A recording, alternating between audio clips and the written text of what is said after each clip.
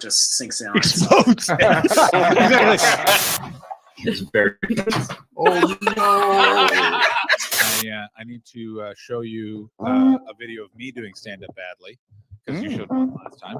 And 3, I tried to, but I was just so talented. I know, yeah, you tried to. Just like intangible red flag territory. Like he's not saying anything Oh, specific, interesting. But like just as he's talking, you're like, do not be in a room alone with this man.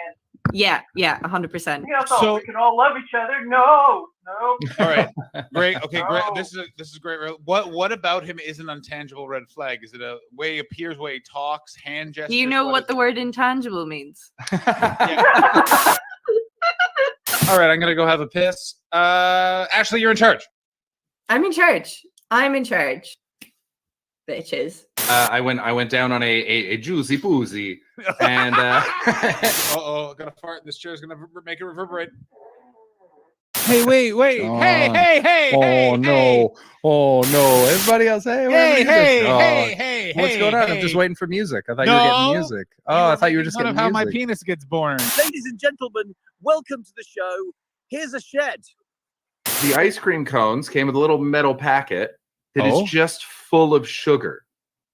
It's just full of sugar to be poured into the cones. I got what has the Japanese not gotten a hold of, perfected, and then when everyone was like, "You did it," they went, "And now we'll begin." And you're like, "No, you fixed it. It was fixed. Do not break it." You're like, no, we got to break this. I still have some more questions. Go ahead. John Hastings is on America's Got Talent for 5 minutes, and now he's got houses in LA and London. That's right. Yeah. You kept a house in London? Yeah, I've kept a house in London. Update: not sugar. There's no fluid tasting enough to warrant sucking it out of him. Yeah. No, but it was. Did he do it when he was then in the band when they were the 4 Bee Gees that brief time before then his heart exploded? Wow. I'm not saying anything that didn't happen. That is what happened to him. I'm a predator. And it was going awesome. And we even started having drinks at a bar, and we each had girlfriends with us, whatever. We're having a great time until I got comfortable enough to go, hey, we share a birthday, As someone who's been eternally single. Go ahead. Is it your fault? Yes. No. I'm sorry. Tweeting after your dates, Ashley. Stop tweeting after your dates. Oh, bad news, Paul. You're getting a Batman bed. This is not bad news. I am so pleased. Support them. But you know what's more important than helping people's mental health? Fuck you, John. I'm just saying. Tom, you're a comedy fan. Here's what happened. So I came up after she finished a couple times. How did you I'm not one's not enough. What a gentleman. You go for 2. That's how you start it out. Smoother crunches. And then Jesus, boom. And so so when I emerged, I went to kiss her, and she just grabbed my face and she sucked it all out of my beard. So hurtful. That's a literary reference. Oh no, I gotta. Hey, he can't tie me up now. I'm the only one here. Books, pages. Right. Verb, noun, adjective. Nice. Someone get me that. I'm very prone to bullying. No, you're talking about Andy Gibb. I am talking about Andy Gibb. Pardon me. Get your Gibbs straight if you want to come at me, bro. Sorry. Those nice bearded men and their Aryan friends seem like they're doing very different shows. Marilyn got pink eye. She touched her. John and Irish Ashley combined to make the ultimate team, better than any wet dream. Welcome to the Untitled Twitch stream. John's the CEO and Boomer. Ashley's the real leader. Chris brings the vibes and juices as our enjoyment increases. Welcome to the Untitled Twitch stream. I am not muted. I am not muted. Hello, Ashley Manning. How are you this fine afternoon? I'm very well. I have just stuffed a couple of burritos into myself. How many burritos? This is an interesting thing about Scotland when it comes to 2 burritos. See, Two burritos is enough burritos. I mean, 1 burrito is enough burrito if done properly. They're small. They were This is the small. thing, I have learned that I can make burritos, and if I don't put too much into them, they freeze well. That's and then true. I can just take them out, defrost them for a few minutes in the microwave, toast them on a pan, and not have to cook very much and still have a really nice meal. I'm going to say this So about... the key to that is that they're not too thick. Since I didn't hang out at all at the 2022 Edinburgh Fringe Festival, I only found out that we got discounted burritos at the Monkey Barrel like the second to last day. You idiot. They were pretty good. They were pretty good. But here's my problem. I really enjoyed the tacos and the burritos that have hit Scotland. I think it's fun. But it's like, I live in California. Like, Mexico is... If I didn't have fucked up arms, I could throw a stone and hit Mexico. Like, when people are like, you got to have the Mexican food here, I'm like, trust me. Yeah. Yeah. You live in the place where it's probably the best. A woman from the Baja lives. It's not Mexico. That cooks on a hibachi in the middle of the road, makes the best Mexican food I've ever heard. That's the thing. Oh, sure. Say what you want about health and safety, but sometimes it goes too far and, completely agree. Takes the soul out of it. Certain, for lack of a better term, ethnic food fare, you should be able to look the other way. Like, sometimes it's just like, well, they've got raw meat in a weird bucket, and it's like, listen, I'm not saying that you're not going to get bitten a couple of times when you're eating this place, but what I am saying is it's good. What you are saying is you want to throw stones at Mexico. I certainly do, Baldy. I certainly do. I will say, I referred to them as a burrito. They're not a burrito. I basically made wraps. I just folded them like a burrito. Any avocado? Any salsa verde? Avocado doesn't freeze very well. Mm. It's just like stir-fried veg. Let me ask you this. What do you put in the fridge? Do you put bread in the fridge? No. That's crazy, right? Butter? Yeah. But do you also have butter on the counter for spreading? I would if I used it more.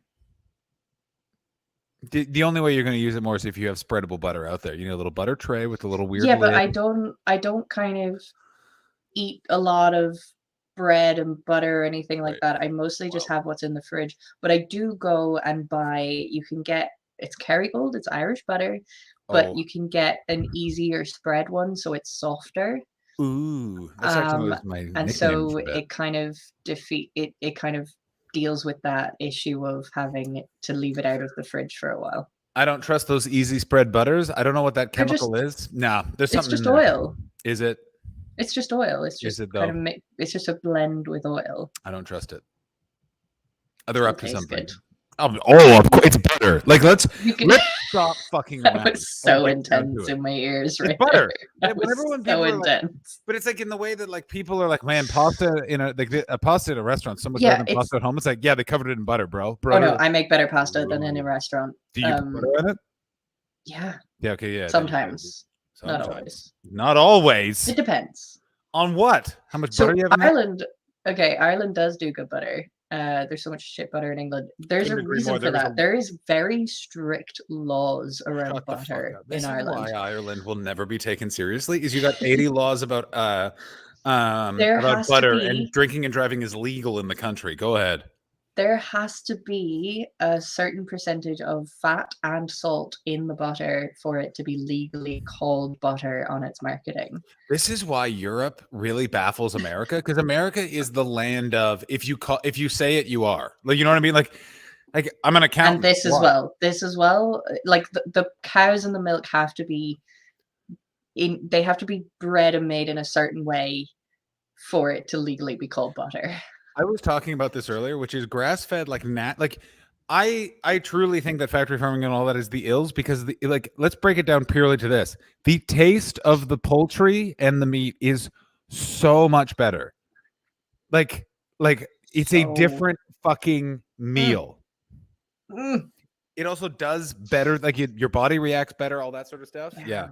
I'm flirting with. I haven't gotten there yet. It's going to happen. I think I might do it at one of the festivals. I'm thinking about trying like one of those crash carnivore diets because I have noticed, like, especially like when I was like healing my bones for like 6-7 weeks, I was literally just eating like lean meats, specific grains, fruit and vegetables, and it's like it's not sustainable. It was so strict, but I did feel like it just felt like a nice reset. I feel like I'm in for one of those again, maybe a juice cleanse, some absolute nonsense bullshit that doesn't really work. After I had my surgery, my body was super susceptible to everything I put into it. Like I would react to everything so quickly and immediately. My parents at the time were trying juicing as a way of like losing a bit of weight and all this sort of thing. But I started to have the juices with them, but it wasn't a diet. It was like I would have the juice with my breakfast. Of course. And there was one day, this was in the first kind of 2 months afterwards, there was one day I just kind of skipped the juice and I felt like shit. I felt like shit for the whole day afterwards because I just didn't get that like nutrient hit. Oh, the way I finally was able to quit smoking, I coupled it with a juice cleanse. I didn't eat, I think it was like a 6-7 dayer. It's right when I started streaming. Some of the people watching now may have remembered this in the fall of 2020.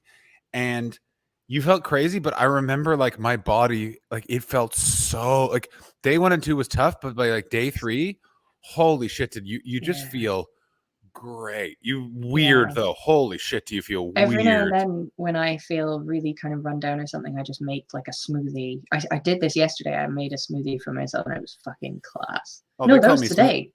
That was today. I made a smoothie. It was great. Have you ever told someone an anecdote that they were there for and that anecdote took place like 10 minutes ago? I've been that airhead. You won't believe what happened to me. I bet you I will. Bet you I was there. Is Twitch censoring the word fuck? What? Wait, what? Is that happening? I'm confused. I can still see the word fuck if that helps anyone. Yeah, the Hastings hostage crisis. Oh, I just want to say I just want to say this. I wonder if that's true. You die before you die of hypothermia? Yeah, your body like floods with a hit of probably dopamine and something else. Your body, it's the same when you drown or when you freeze, you just get flooded with this chemical that makes you feel class right before you die. Because your body's just like, listen, you don't want to feel what this is going to be like because this is going to suck. Yeah, I think I remember hearing somewhere that your body only has 1 dose of whatever this chemical is. So if you have a really near-death experience and you get that flush of the hormone, you get like, if you survive that and then die in that similar way again, you won't get that rush. I'm gonna say your this. body doesn't have it anymore, but that could be wrong.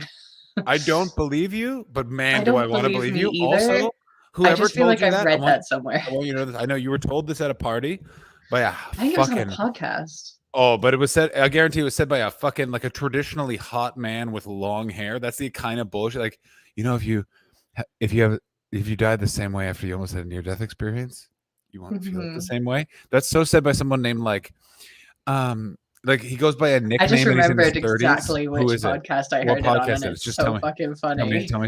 No, Oh my God! A callback to the Patreon episode. Shut the fuck up. That's so ladies and fucking gentlemen, funny. By the way, we have an welcome. You Chris. say it. We have a Patreon episode that will be dropped very soon. We just recorded it this morning. It'll be up after this finishes because I have it downloaded. I have it. Ooh. It's processing on YouTube. Ooh. I'm so fucking we're so late getting this episode out, so I had to be really on it.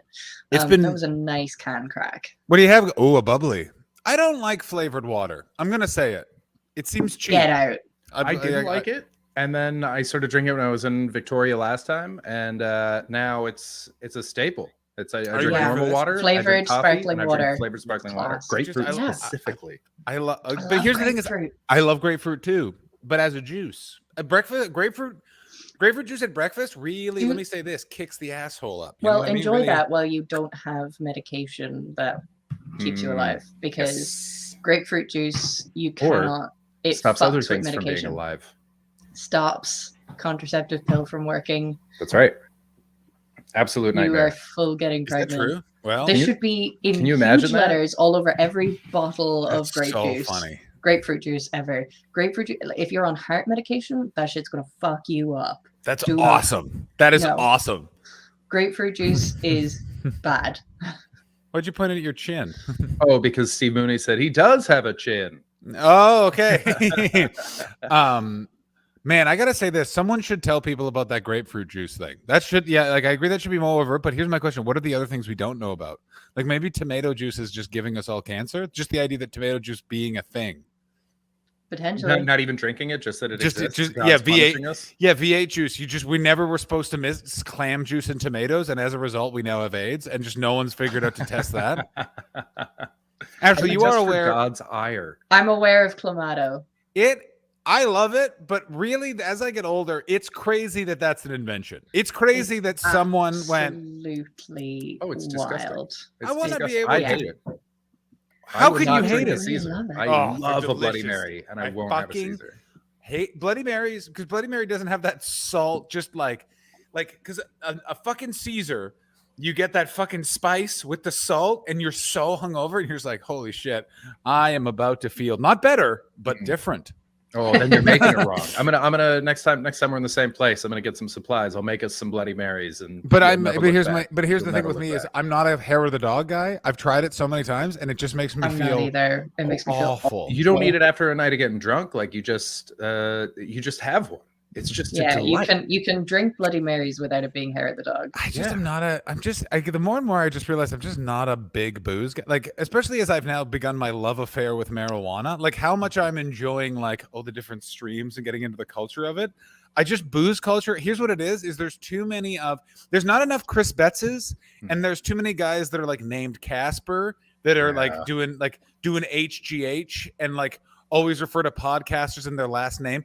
Sports teams that we, not they. You know what I mean? I do that.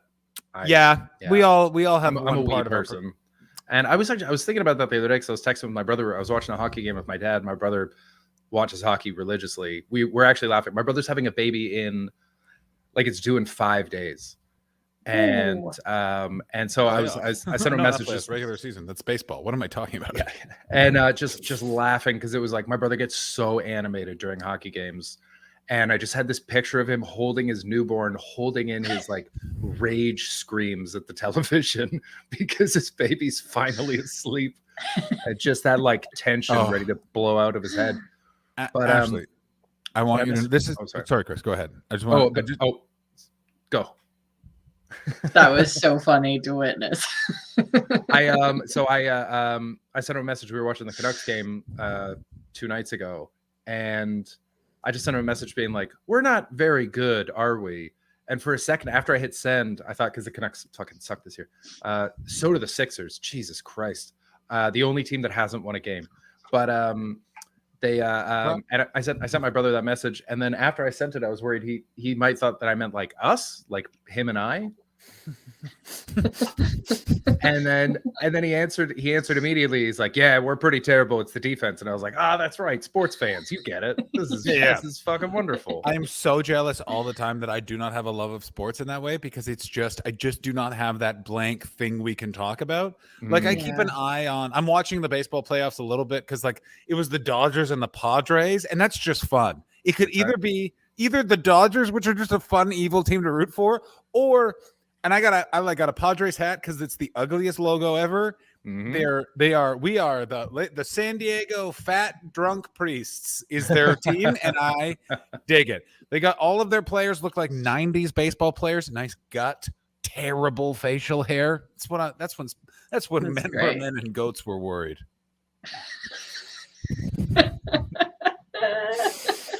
Oh, that's great. Speaking of sports. Would you like to know where I was last week, everybody? I was at a particular. You're getting pissed on? Is this a water sports story? I was getting pissed on. I flew to Houston, Texas, and me and my dad did the thing you always must do with your father, which is you stand under a storm grate and pay for a dominatrix to piss on both of you. Bonding. That's right. It's the little thing. Let's all just analyze Ashley's face during that joke, ladies and gentlemen. Ashley, I don't really know what to say to that. I mean, it was a real curveball thrown. I have to say, I have you guys on there was a little screen. part of my brain that believed it. believed it. Yeah. And then I was like, no, don't listen to that part of your brain because it's wrong and you know it is. I do like it when you believe our shenanigans, though. It's a real highlight. It really But then just there's the ties part the of, show together. there's like the first part of my brain that is so naive and just will believe it straight away. And then there's the second part of my brain that's like, no, don't listen. And then there's the next part of my brain that's like, but what if it was true? And I just go to imagining it, which is always a lot of fun. Coming in from Steve. Yeah, you can. Can I not be here anymore?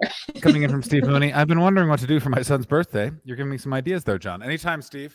You'll never feel closer. You'll never feel closer. Yeah. Oh dear. In our wee break, while I was eating my burritos, I was finishing off an episode of a podcast. I've been listening to a podcast called Hot Money. John, I think you'd really enjoy this. Chris, you probably would too. It's a podcast about the financial I mean, you had me already. Podcast about financial crimes, scandals. I think it's the finances of online sex work. Oh, yeah, that's the one. Really? Yeah, it's the finances behind. I want to listen to this right now. It's assessing the creation of the porn industry from a financial perspective. So it's actually made by the Financial Times and Pushkin Industries. It's called Hot Money. It's such a good podcast. Just subscribe. Hot Money : Who Rules Porn? Oh, Who Rules Porn? Yeah. It's excellent. I mean that, and it was just the episode I was just listening to was really. It was really interesting because it's an episode on the first live streamed porn.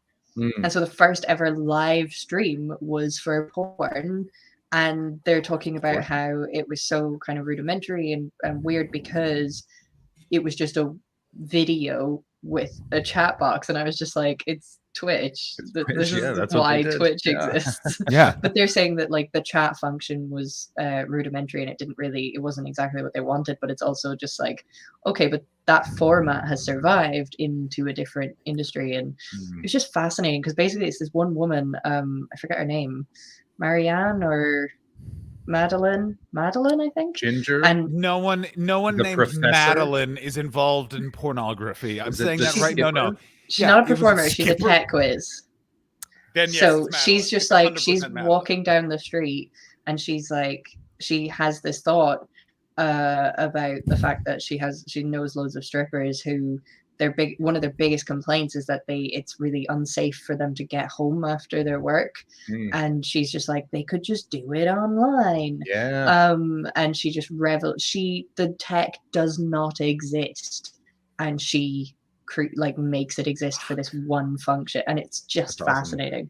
But it's really looking, John, you'll get really into the financial kind of details of it because it's fascinating how they get away with it. Like the first guy to is it Xtube was one of the earlier ones. It's the tube sites anyway, and one of the first guys that's running this, he buys the company and he renames it to ManWin, which is like one of the bigger companies that own the porn tech industry at some point. And he essentially buys it by bluffing that he has the money and then does the equivalent of like paying for it on loads of different credit cards until he like Jerry Buss when he bought the Lakers. I was gonna say, I'd be like, what is this guy doing buying an NHL expansion team? Like that's literally sounds like how my hockey team, the Ottawa Senators, literally exists almost exactly the same way. Just two guys who played like beer hockey on Saturdays, kept a lie going so long that they were like, and now we own a hockey team. And so it's sort of similar, but then he ends up in prison and somebody else, but like it's wild. You're gonna really, really like it. I think. Well, Chris and I also have a stake in this because the place where we both started comedy is the home of all of those installations. Montreal, Quebec, Canada. Sure. Is where a company called MindGeek is, which is pretty much every big porn site on the internet is owned by this one company. It is a huge employer on that island. They own Brazzers, they own Pornhub. Oh, that's going to be the same company then. It is. So it started as ManWin. ManWin is the same company. Yeah. So ManWin was bought by, or their name was changed again because they do change. They had to change the name quite a few times. Yeah. There's a lot of lawsuits. There's a lot of legal stuff because it's literally setting all of the precedent for who owns online content. Because in the beginning, they're just putting up copies of DVDs, copies of images from all blah blah blah. And so the first thing that really sets the legal precedent for who owns online media is Playboy sues them for having a couple of images of I forget her name. It was me. We totally forgot her name. It begins with a B. I've totally forgotten her name. Bon Bastings. Bastings is the last name. Bastings should be a porn yeah. for sure. Who's in this pornographic film? Madeline Bastings. Oh. God.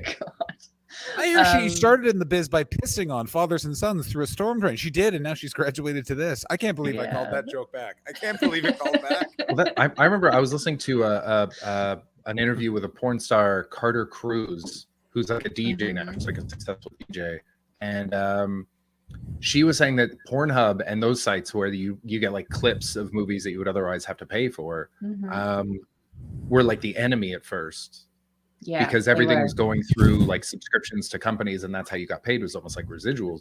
But then it's changed now where you want to be on there and you want to be the number one because they've all gone independent now, and they've all got their OnlyFans, they've all got sort of their sites and whatever version of that.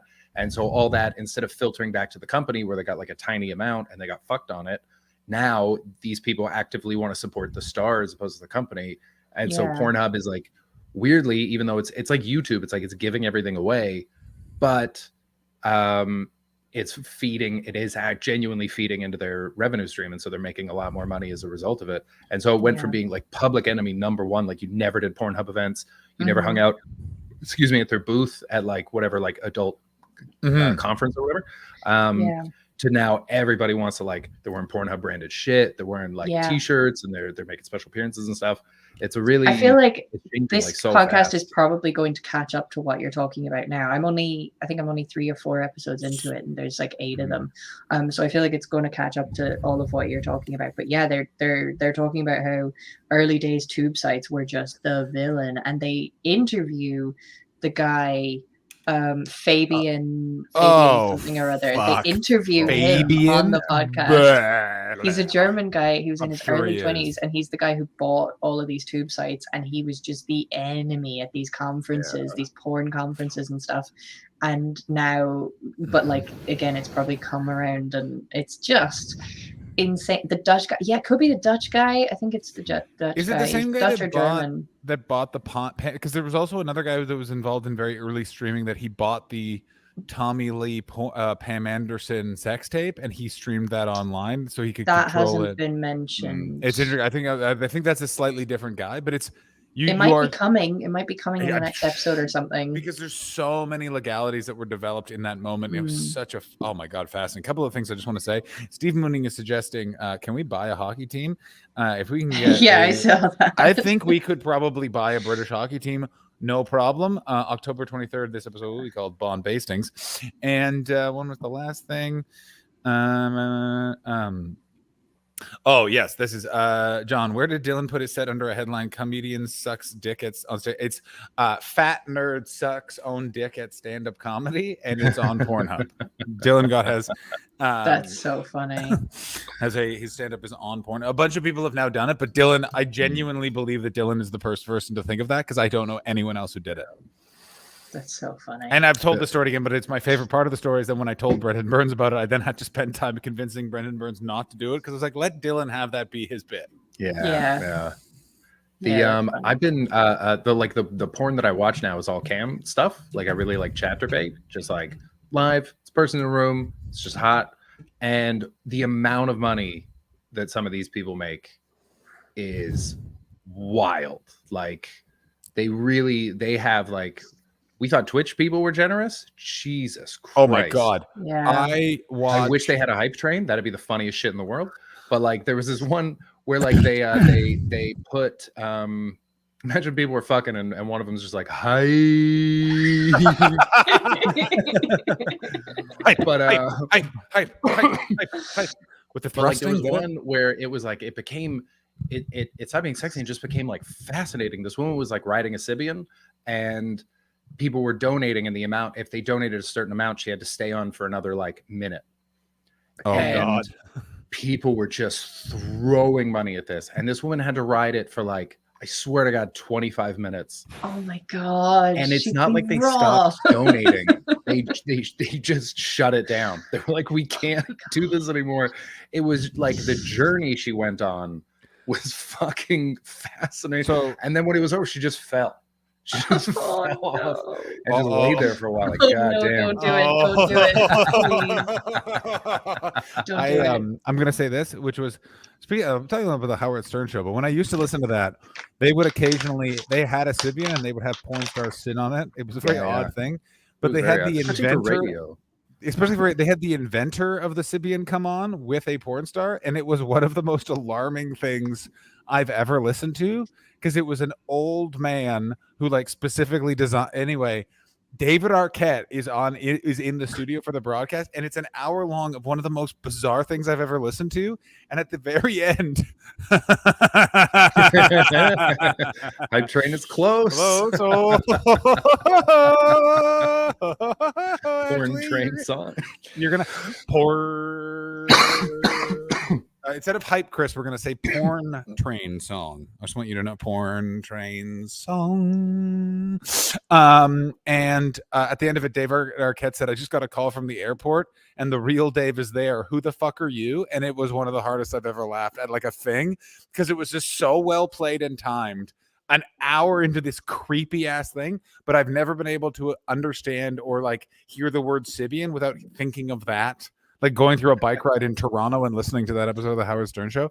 But yeah, I also don't like those cam things in that I'm just like, I don't know. It just feels, there's something about it being live where I just feel like, what if my camera turns on? You know what I mean? Yeah, it's not like Be Real where it just turns on and they're like, you caught me. Yeah, it's not like chat roulette. That app freaks me out.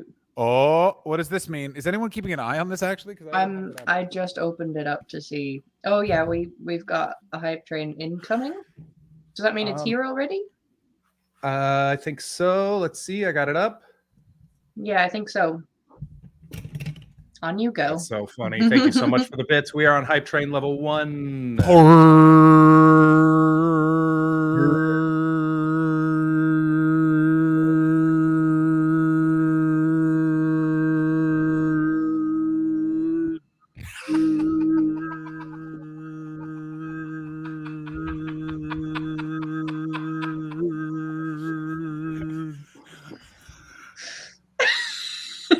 You guys did not hear my poor girlfriend come out of where she is working and just said, "I hate this," and then just closed the door.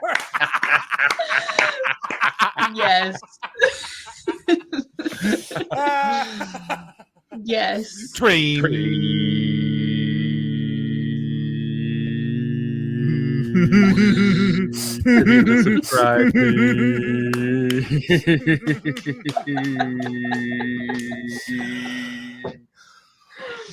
Song. She derailed the porn train.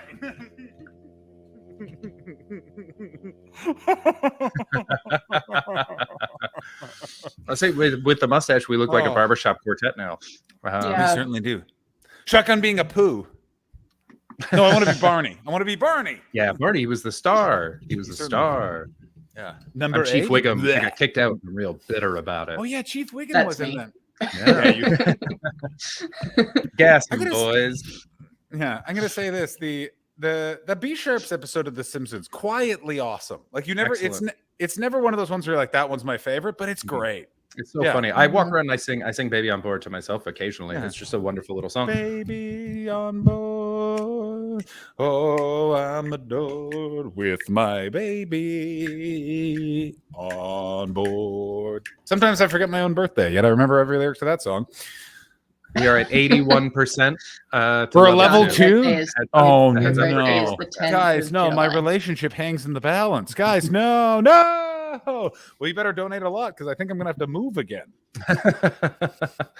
That's so funny that she hates the hype train. That's so wonderful. I love that she hates If anything makes the most sense in the world is that someone who's not involved in the stream to hate quite possibly the most irritating element of it. That said, let's head on into level 2. Are we there? I don't know.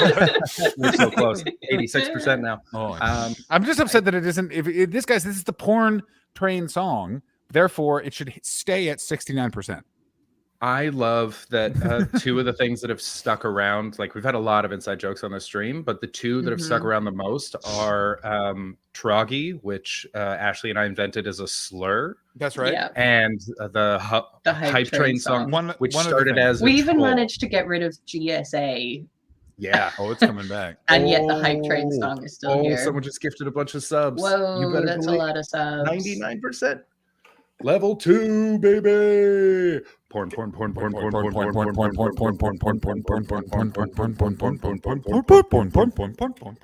John, that's my part. You sing the other part. Poor girlfriend. He's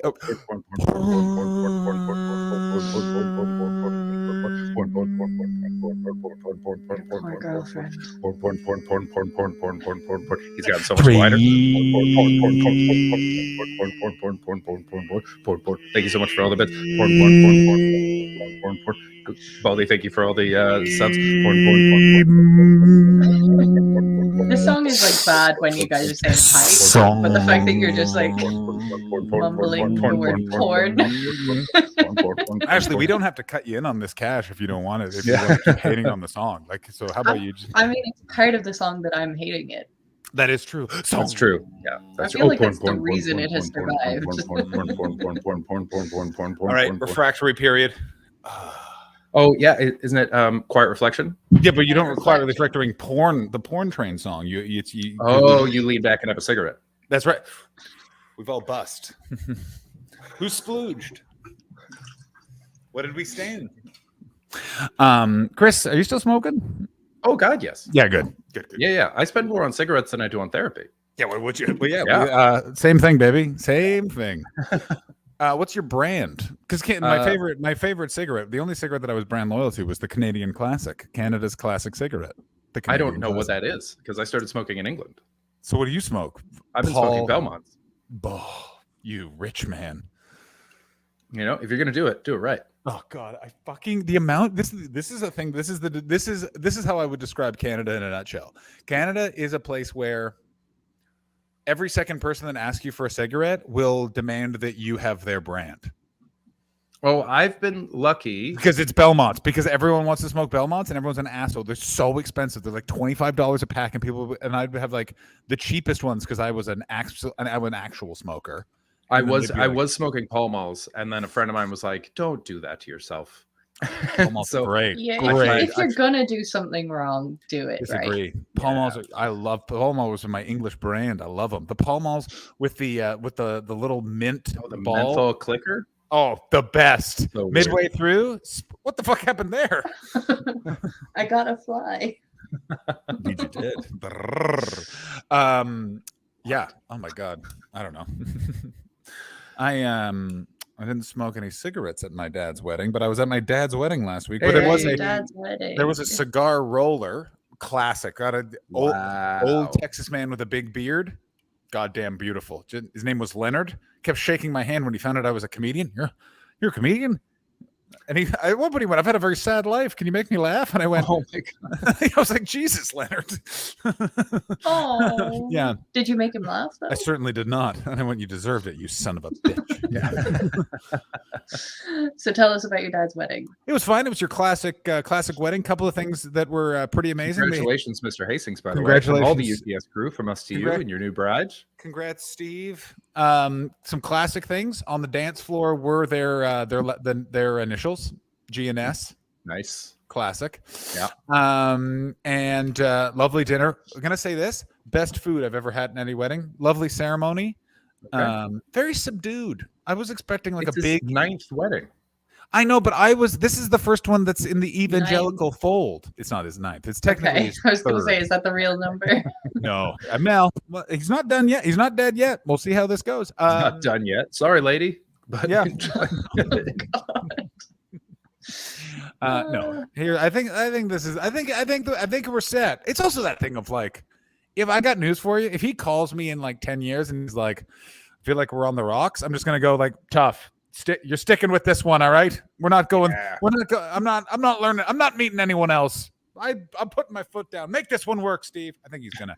Anyway, I was upset, and here's why: is because we went. He got married by a Baptist minister, and I was expecting like a fire and brimstone revival ceremony, and I was Southern. I was jacked. Like I was like, fuck yeah! Like a guy with so many rings. You know what I mean? Just a lot of this clothes. I wanted a lot of this, and like it was just the fire. That's what I wanted. Instead, it was just a guy that I talked about. He owned a vinyl record shop and was a Baptist minister as well. And I was like, I could just talk to this guy. I don't want to do that. I want to, brothers and sisters. Like that's what you know what I mean. Oh. Yeah, absolutely. That was my only criticism. One of the ones that like Sam Kinison grew up being. Exactly. Like the kind of also because it was Houston. You know what's the best? One of the people that my dad knows went to high school with Bill Hicks. It was the best. I found out on my dad's birthday. He was like, "Oh, you're a comedian. Do you know? What was his name?" And I was like, "I wonder who this is going to be." And he went, Bill Hicks. And I went, "What? And he's like, "Yeah, I went to high school with Bill Hicks." And I was like, "Holy fucking shit! Yeah, of course." And like, of course you did. But I was like, "That's so weird." Yeah. In my head, I was like, Bill Hicks didn't go to high school. He just smoked. Ashley, have you ever watched any Bill Hicks comedy? I feel, and I'm gonna go out on a limb here. He's not for you. There are a couple bits. But a lot of it, no. The one I love that no one else likes is Sane Man, because it's what I love about it is he does an hour of like just your most rudimentary 80s stand-up comedy. You know what I mean? Just like what are some we got a raid. Hey, Matt Blair. Thank you so much for the raid. Welcome in, raiders. Welcome. Hit it. Here is a video. Suck my beer, try it's a raid.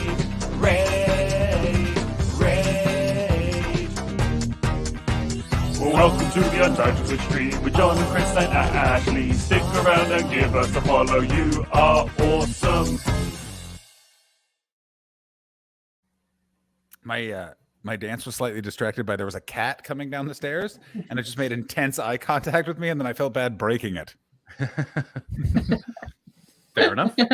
That is fair. Listen, I live with two cats, and one of them didn't come downstairs for most of the year because that cat used to live outside, and I don't think knew where it was for a long time. I'm scared. I love that Ben Hall. Excuse me. What's up, Ben? Ben, who got booted off Twitter or Twitch for reasons that we don't know, but can assume. Ben Hall, of course, yes. He's in the YouTube comments. He's like, raid. It's very nice. Yeah, I love that. I love that level of. It makes me very happy. We're participating like a Twitch viewer. Coming in from Yes Meatballs. Bill Hicks sprung into angry existence and airport departure lounge at the age of 24. I 100% agree.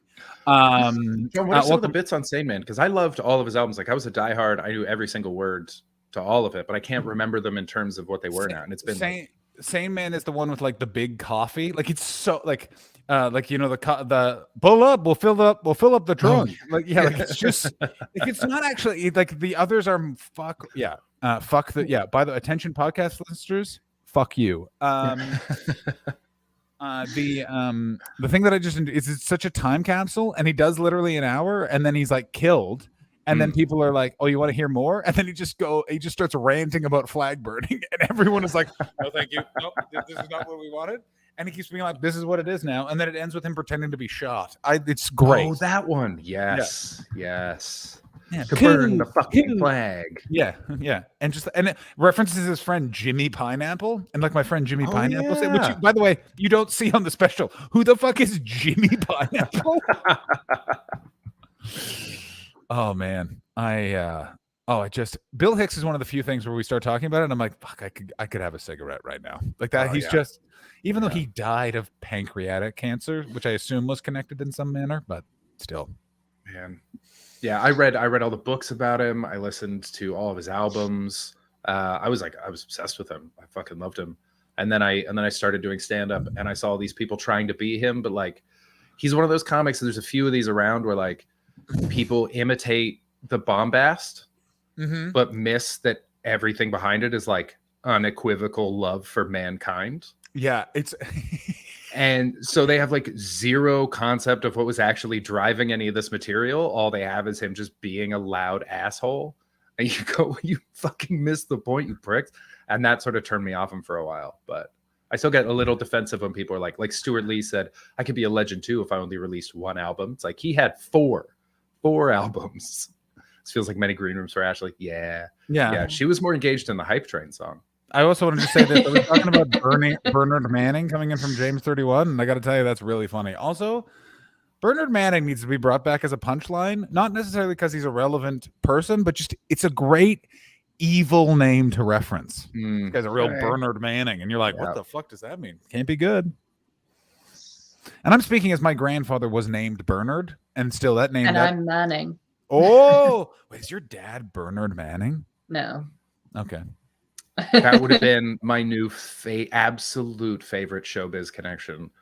That your dad turned out to be that turns out Ashley's dad was noted racist shitbag Bernard Manning. Imagine. I do get asked if I'm related to him a lot, and I'm not. Yeah, is that how you got booked on the show? Huh? Is it Bernie? Yeah. He's doing the Manning name a disservice. Yeah. The last person to be hanged in Ireland was a Manning. Feels like something you'd know. Yeah. He was hung for murdering a nun. No, not a nun, a nurse. Oh, a nurse. I was kind of like, I get it. When you said nun, I was like, that makes sense. Isn't that weird? Isn't that a weird connection there in the old private chat? That's so weird. We keep getting callbacks to that person. Yeah, and we're never going to say who it is. You'll have to listen to the Patreon episode to listen to it. This show becomes even less accessible. Yeah, the show is wildly inaccessible. For everybody, though. It's not discriminatory. Nobody can get what we're talking about. Basically, unless you've been watching the whole time. Yeah, but that's okay. You'll catch up. As someone said about the context for a lot of different shows, like David Letterman's a dick, and it's like actually he's not. But to understand that he's not, you need to have been watching the show that he did on NBC since the first episode, and you're like, oh, okay, so he's a dick. And you're like, that's right, but not the way you mean. That's right. Yeah, of course. Yeah. We're a loose cannon of a podcast. Yeah, is that right? I think we're like so. 8 different shows at the same time. Here's my question, everybody, and let's get to it. What is your question, John? When it comes to weddings, I think that we all can agree there's always that one part where we're like, I've never been to a wedding. You've never been to a wedding? Yeah. I've been to the after party. Yeah. I've been to the after party, but I've never been to a full wedding. You are going to have a summer that will be ruined. Because I mean, I think it's on its way because I've gotten invited to a wedding this year, which is going to be in 2 years' time. And then a friend of mine got engaged, and I know I'll be going to that wedding, but she's also like, it'll probably be 2 or 3 years away. So, yeah, you're the age. 2 years' time. Everyone's going to start. Everybody's going to be getting one. Yeah. Is this a weird thing to say? I love weddings. So do I. I love a wedding. I think I'll like them. You're gonna love it. It's spending so a lot of money on them. Oh no, of course, but but the event itself is hilarious. It's so much fun. It's really good. I'm gonna say this. I think my favorite wedding, like as a person attending event, was my own wedding, and it was separate really good from one. that. It was a great wedding. Really it was exactly how you do it. Lots of food, lots of booze, good music. You need zones. This is the thing that no one remembers about zones. You got to account that people are getting loose, so everyone's going to start smoking. So have an outdoor area. This is actually really, really sound advice. If you ever want to beat me at Never Have I Ever, you just got to aim for really mundane things. You are like a fascinating person, and then when it comes to like actual just rudimentary stuff, it's just like, how have you never been on a bus? Yeah, I've missed out on some really fundamental life experiences, and yet I've also done a lot of things that most people haven't. Like it's like you've had a lot of exotic dishes, and you've never had a peanut butter and jelly sandwich. I've never had a peanut butter and jelly. Is that true? Fuck you. I'm leaving. I have absolutely no interest in trying that. I don't get the hype. I've never gotten the hype. Be weird. I don't really. It's a good base level. It's salty and sweet. It's a classic. Also, she's European and they don't like salty and sweet together, which is just fucking I like weird. salty and sweet together. Not enough to have peanut butter and I jam, don't though, like madam. the texture of peanut butter. I'm It's also chalky. not a peanut butter person. Went in too hard as a child, can't go back. Fuck Oh, that. It's like how That makes sense. most British I know- people can't drink Pernod.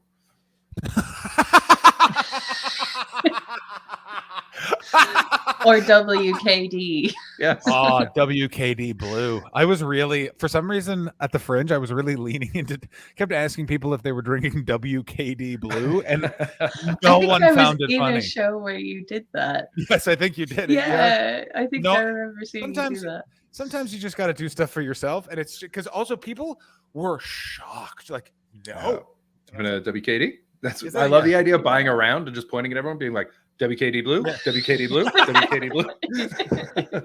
Yeah, just do the Oh, orange yeah. whip from Blues Brothers. WKD Blue, WKD. 3 WKD Blues. Also, I like stipulating the color of the Oh, yeah. WKD. Yeah, Yeah. the Blue color man. is very important. Yeah, red. My Go friends, fuck yourself. one of the few times that I was really grateful that I was away from my friends back home, because they hang out all the time. They're the closest group of friends I've ever seen in my life, and there was like a year where they were all icing each other. And what an ice is you hide a Smirnoff Ice somewhere, and whoever finds it has to chug it on the spot. You have to down it immediately. So And is you have this like within a night, like it's a hide and seek thing, or is No, it like 24 you're hours. at somebody's? Okay, Could happen at any time. Could happen at any time. And you have to go down on one knee. You can't stand and do it. There's a pose. You go down on one knee. You go up proud. I saw my friend got iced by his new bride. He was taking. It was during the wedding. It was, the taking off of the garter belt thing, and you throw it out. That's like the bouquet. She iced him under her own dress. She had an ice in the garter belt. that is excellent banter, though. She That is put a great. She put an SI in her beeve, and then so he went down there on the wedding on their wedding day. During the ceremony, there's a video of it. Everyone's watching. They're all on the dance floor. She's on a chair. That He went to is grab it. It's got ice. so I got good. news for you. I come from the era when Smirnoff Ice was literally the beverage of the person that was trying to put their dick on a passed out girl. Like it was like Smirnoff Ice Black is like if someone orders that in a bar, clear it. We're out of here. This guy's about to grow a ponytail and say something and sniff a woman's chair. Like get the fuck out. No. Yeah, it was liquid fedora. I remember being at a sailing event, and I mean that's a bad Back start the to fuck any up. story. Why the fuck are you at a? Was I it was- because your I was- parents were divers? I went to a school that was a sailing school, and not like an elite one or anything, but No, yeah, one of those Uh, working class sailing schools, no doubt. Hey, legitimately, poor- yes.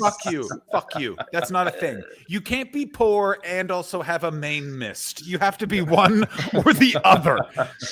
it wasn't one of the That's what private- bluffing means. Yeah. That you're not.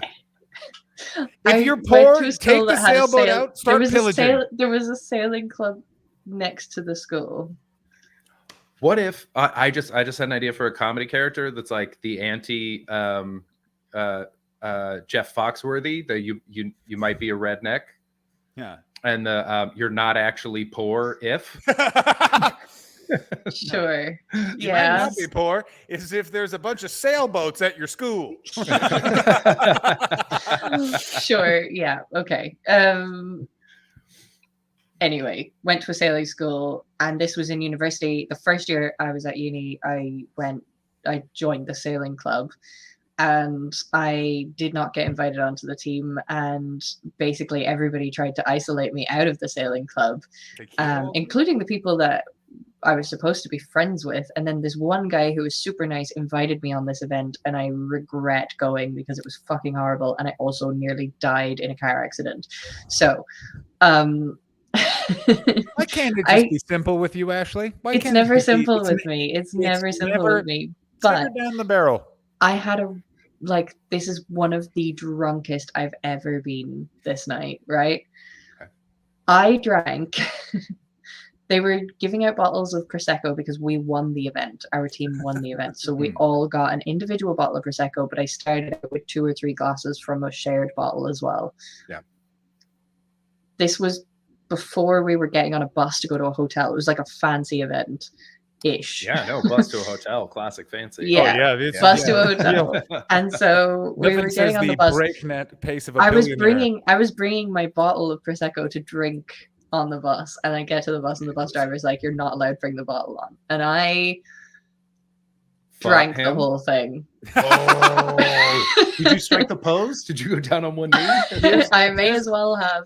I did the not weirdest thing. expect that I would finish the whole bottle, but I just started, and then it was just empty, and I was like, "Oh dear, that's going to be bad.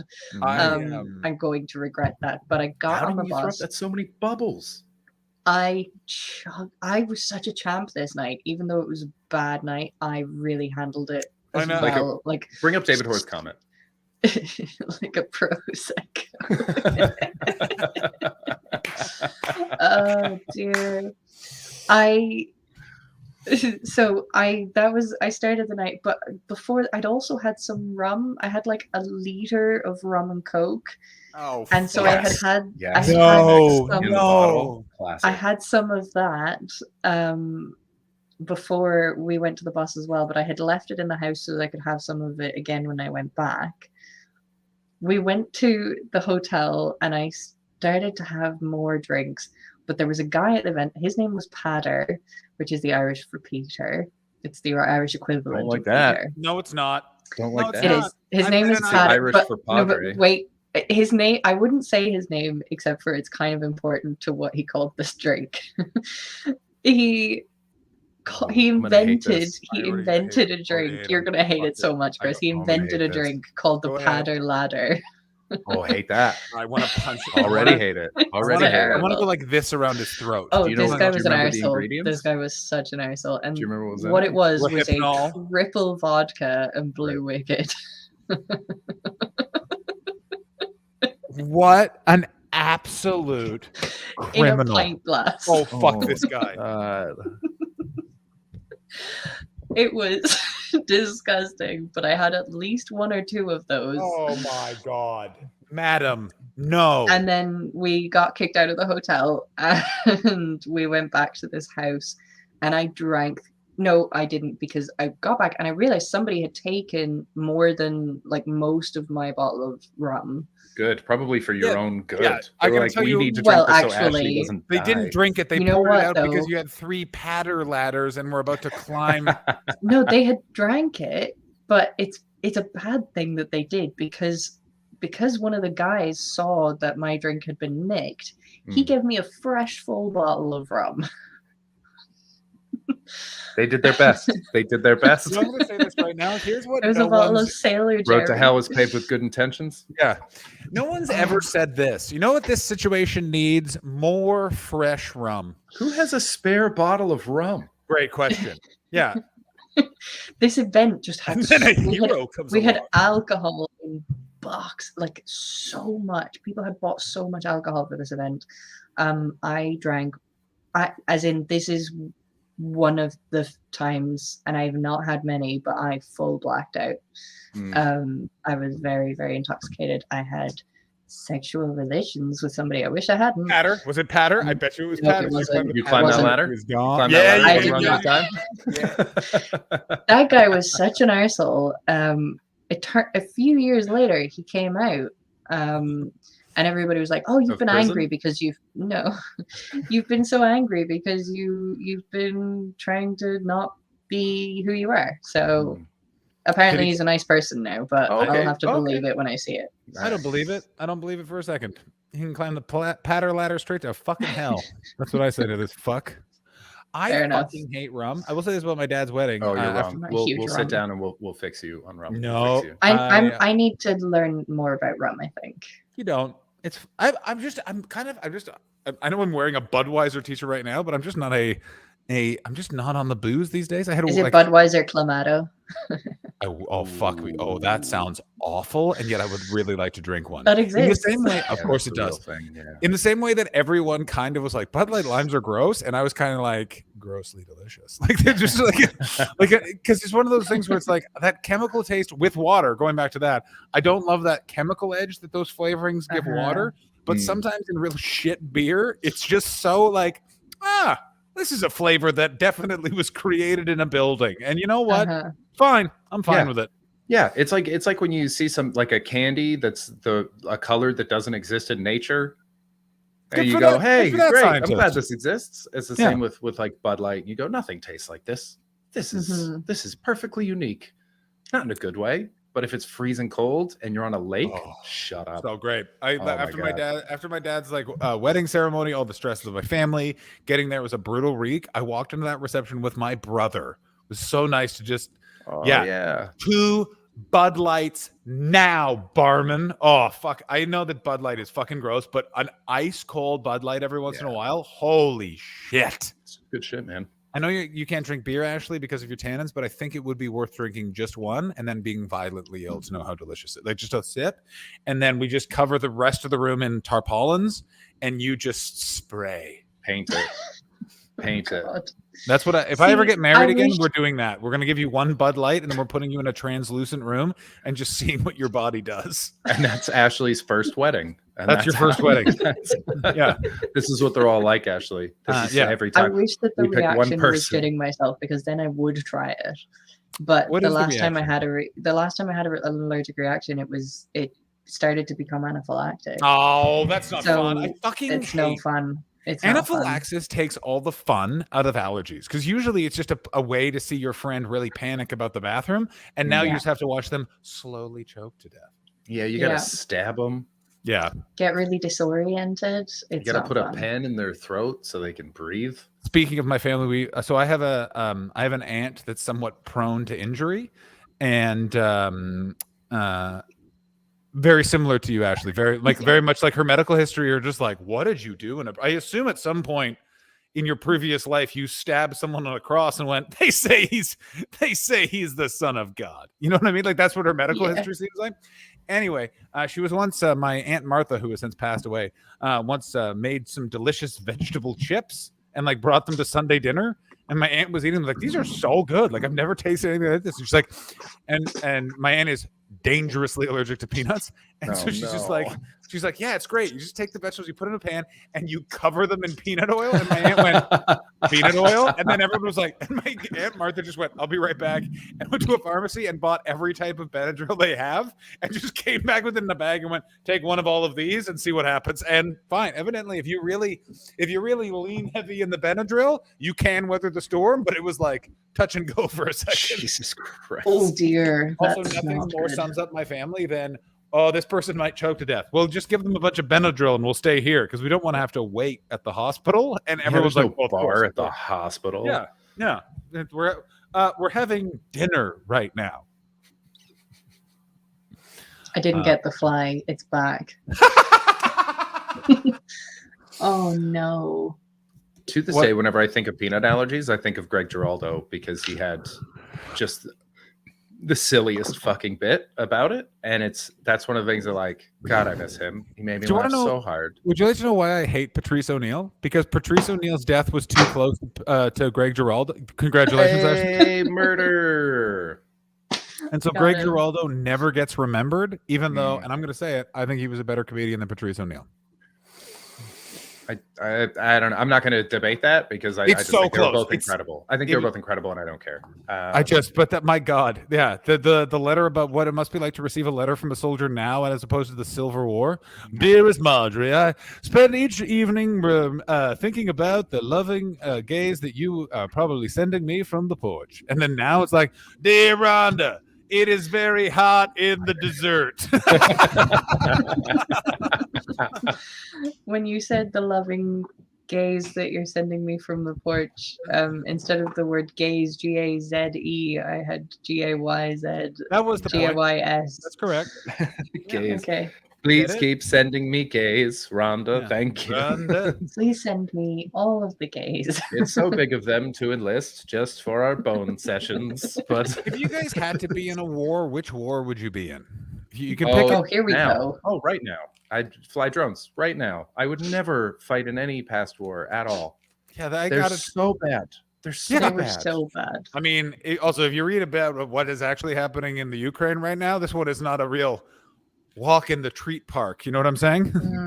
No, but I would just bone up on my fucking Call of Duty, and I would sign up to fly drones. And would my mind be broken forever? For sure. Oh, it's 100%. You read about those drone operators, especially the ones that were in that weird building, like that's in Bakersfield, like up the highway from LA, where like their families thought they were in Iraq and they were just in Bakersfield, California, in a bunker, living in. Like they now do this differently, but before, how they did drone operators, it was like you would deploy, but just in America, like you were in the war zone, and then they realized, oh no, we can't do that because these people now just view their entire life as a simulation, and none of that was real.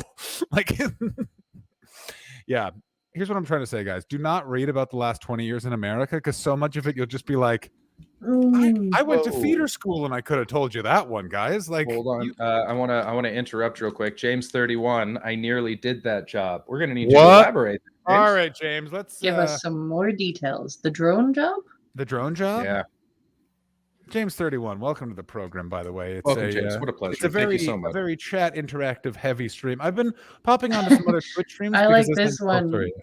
That war Liechtenstein fought with Italy, where they came back with an extra person they met in a pub on the way. Only positive casualty list ever. That's so fucking funny. I like that. I like that a lot. I just while we wait for James to tell a story, I just realized it's been 4 days since my dad tested negative finally for COVID. And I've tested once since then, but I'm going to test live on the air. We're going to make sure I'm still clean. Oh, I so hope to God, if Chris, if you get COVID live, I don't like watching it. You don't like that? Oh, interesting. Because from the other angle as well to get it deep. Oh, I can see the water forming in your eyes for how deep it is. I'm very uncomfortable. I'm very uncomfortable. The baby in that photo is judging you.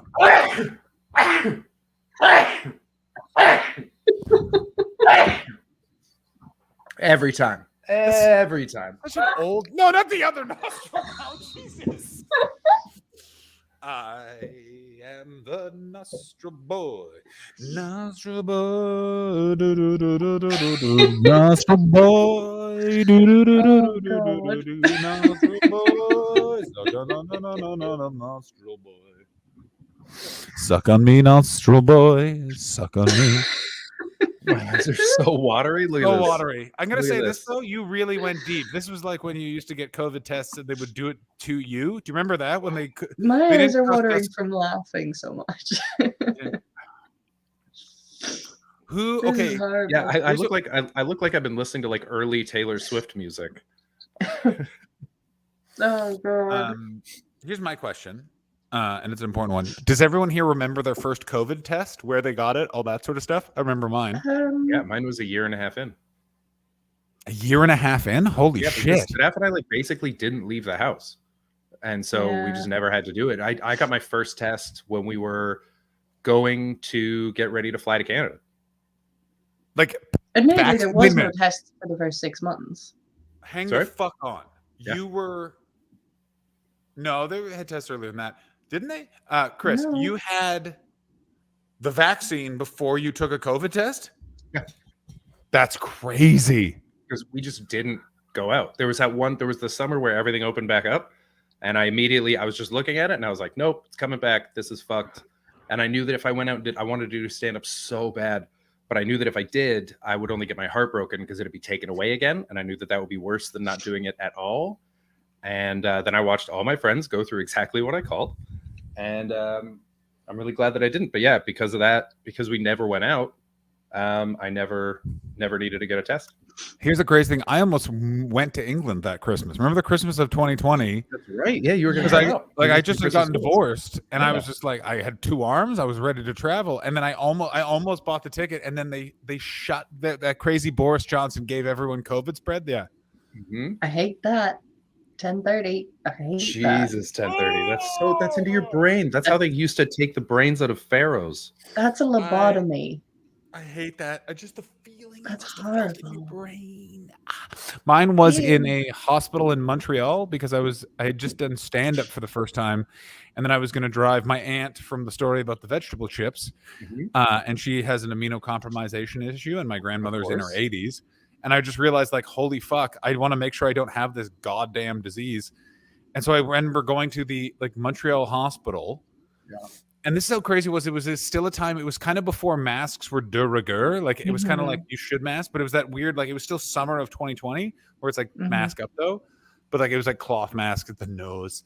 And yeah, went in and they stuck it in so far back. That's what I just remember. And then yeah, did it. Oh my God. And you have to wait in these weird lines. And for a period of time, there was like 2 weeks where you had to justify it. Oh my God, what a nightmare. And then I ended up having one a week for like 5 weeks. Oh my God, so much testing.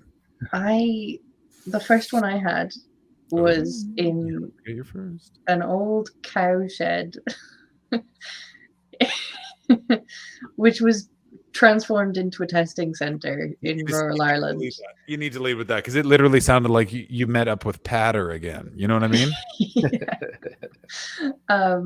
Yeah, it was a drive-through test center. Like so far in the middle of nowhere. It was so far away. And then yeah, you drive through and you'd go through the first section, they'd get your like name and everything. And this was I think this was the first time I went back to Ireland, and then I had to get the test to be able to go back to the UK. So that was the first test I got. Yes. Oh my God. Here's my thing, because I just had to do my 2021 taxes, and I like the amount of money you, because it was crazy where it was like every time you needed a test was like there was that period of time where they were like you had to get the PCR 100 to 150. Yeah, it costs us 200 and something pounds to get our tests to leave the UK. Yeah, so much money at some points to pay for these things that should have been cheap And then as fuck. I went because when my dad, so like his friend tested positive, and so he was like, I should probably get tested because we were hanging out yesterday. And so I went to the pharmacy and I was like, can I buy some COVID tests? And he's like, I can't sell you any, but here's 5 for free. And I was like, God damn it, I miss this country. This is Canada, they're free. They're still free. Yeah, because at least in BC, yeah. The States, they were free forever. And then it was like after the Omicron Christmas, finally, they were like, okay, no. Yeah. But yeah, for a while there. I want to come back to 10:30 again. This is written with an air of explaining it away, but nothing about this relaxes me. Yeah, I know what he did. Not up. It's down not. that gap where you. There's a gap basically in your nostril. You can go really far back. It's the hate blockhead this. trick. Yeah. So you know when people put a nail and nose into their face, like you see a street performer do it. You've never seen like an seen old school this. carnival video? I know these old school carnivals, but I've never heard of the nail in their head thing. Oh, it's a classic freak show thing. Yeah. I've never heard of this one. Blockhead. I hate it. Oh yeah, no, that was the point. No one liked it. Ew. You know what you're gonna hate the most is you're about to watch it. I love. Can I just say 10:30? I know that you have a lot of different skills. I've watched your stream, and I think I'm pretty sure I follow you on Twitter. You seem like a very capable person. But you knowing how to do the nail in the nose thing, genuine surprise, very impressed. Love that. Love that. What a fresh angle.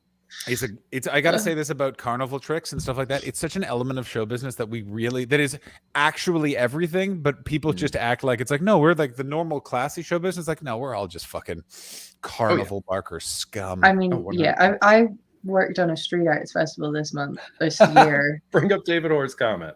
Ashley suddenly feels like how we all feel when she tells us stories from her. David, you're the Governor General of the stream today. Good job. Oh my Good God, job. We're bringing it back. We're bringing it back. Yeah, that's totally fair. I have told some horrific stories on this. Certainly have, and I'm sure they'll, if anything, keep coming up. Oh, there's more. How is that even possible? How is that even possible? Some of your had stories a really traumatic life. I just don't know if I remember them all. That's okay. So Okay, I'll bring this up later. Are you sure? We can talk about it now while we look at this guy who definitely seems like Let's someone watch this and then I'll tell you the story. It's nothing to do with any of what we've been talking about. I'm not the only one that thinks this guy with the glasses right here definitely looks like he was 30 when he dated a 20-year-old. You know what I'm saying? Yeah. Oh yeah. Oh god, yeah. Yeah. Yeah. I'm glad we all agree. Yeah. But she was an old soul, John. Oh my God. The amount of times that was said to me in Grumpies between the years 2006 and 2008, not said, but you would just hear like, she goes to McGill, like, yeah, sure, I work fraud telemarketing and I'm in my 40s, but she's also into broken social. Hold on. Here's the thing about me. Somebody saying they have medical trauma that could go a few rounds with my stories. Boomstickery, 100% believe you. The thing about me is that I have some horrific stories. I can only handle my own stories. What? When I hear other medical trauma stories, my knees buckle. Oh my God. And I feel just terrible. Why I really would you cannot listen to reveal other that? medical stuff. Because finally I have a goddamn right of reply against that when we reveal, oh yeah, when I was 11, they replaced my pancreas with a Wolverine. It's still in there, and it is miffed. And dead. All right, let's fucking watch this. Okay, can we just say this? I'm going to say this. This gentleman here on the screen, his voice not going to match his body. You know what I mean? One of those Richard guys. Wright's nailed it. This guy doesn't work at the Apple Genius, but they know him by Oh name my and God. hate him. Stand up. Everyone fucking good. stand That's up. good. That's how you fucking do it. Ladies and gentlemen. Someone came to fucking play. That's what. Oh no, my camera. I was gonna stand all the way up, and then I remembered I undid my pants because I had 2 burgers in the break, so I'm like bloated, and I was like, I can't. And I That's didn't know TOS, if I baby. should reveal that or not. 2 burgers, Chris. I gotta tell you, I had 2 burgers earlier. Yeah. Oh my God, how stretchy are those pants? They're very large. They're men's sweatpants because women's clothes suck. Wait a minute. Who's Brian Brushwood? Who is Brian Brushwood? I think it's this guy that's about That's to fucking... Brian Brushwood. Yeah. Oh, right. Also, by the way, from the Patreon stream, I did buy that T-shirt. I bought that T-shirt in the Nice. Good. You will have to listen to the show to know what that is. Yeah. James, it was they were Dairy Queen original cheeseburgers, so there's nothing to them. 2 of them is basically 1 burger. I've said it before and I'll say it again. The Dairy Queen cheeseburger, low key, awesome, fantastic. 2 for $6. I don't understand the concept of a Dairy Queen. Also, I was thinking about Dairy Queen. It's the best fast food because it has tons of ice cream. They occasionally pair with Orange Julius, and their cheeseburgers phenomenal. Really good, really good. I don't know what Orange Julius is. They sell hot dogs and fruit smoothies because they are unwell mentally. They're not. Yeah. I'm gonna say this right now, Bally 3. That is a fucking funny ass bit right there. It's the T-shirt from Die Hard with a Vengeance.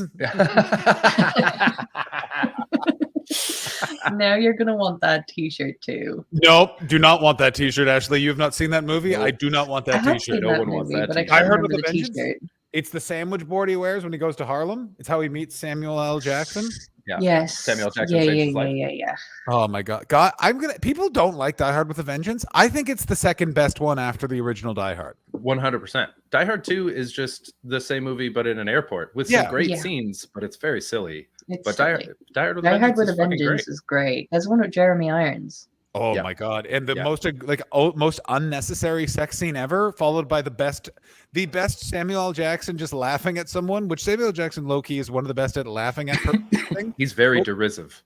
Oh, he certainly is, Chris. He's Dan derisive. And we've got 1030's video of the nose thing. What? See in hell, Brian Brushwood. Bring that up. Bring it the fuck up. Ashley, come on, Ashley. I'm getting the shades on. Let's get the shades on, old school. Okay, hang on. Wait. It's too dark in here without the actual lights on, so it doesn't make any sense. I love that in Die Hard, with a Vengeance, they did the same thing in first Die Hard, where it was like a ruse to cover up a theft. Yeah, but they did it so differently that it felt like it was nothing to do with it. And it was basically the same thing. Completely, but it was also the best part of it was he was John McClane knew. He's like, I know the family. There's something else to this. It's not just Of course, it's oh fuck. Let's watch that movie. I want to watch that movie that fucking night. yeah. I'm gonna see if it's on anything that I subscribe to. I might. By the way, if anyone's not watching The Righteous Gemstones, it's fucking excellent. The righteous gemstone. You're the third person to mention that. There's too much, guys. Okay. Great.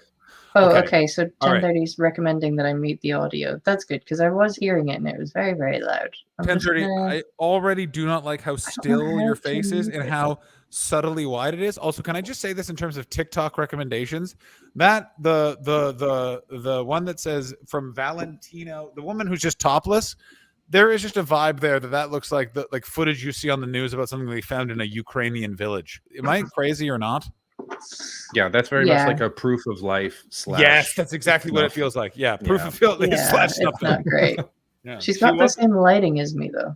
I don't like the angle on it. It's like a submissive angle. The way she's looking up, it's creepy.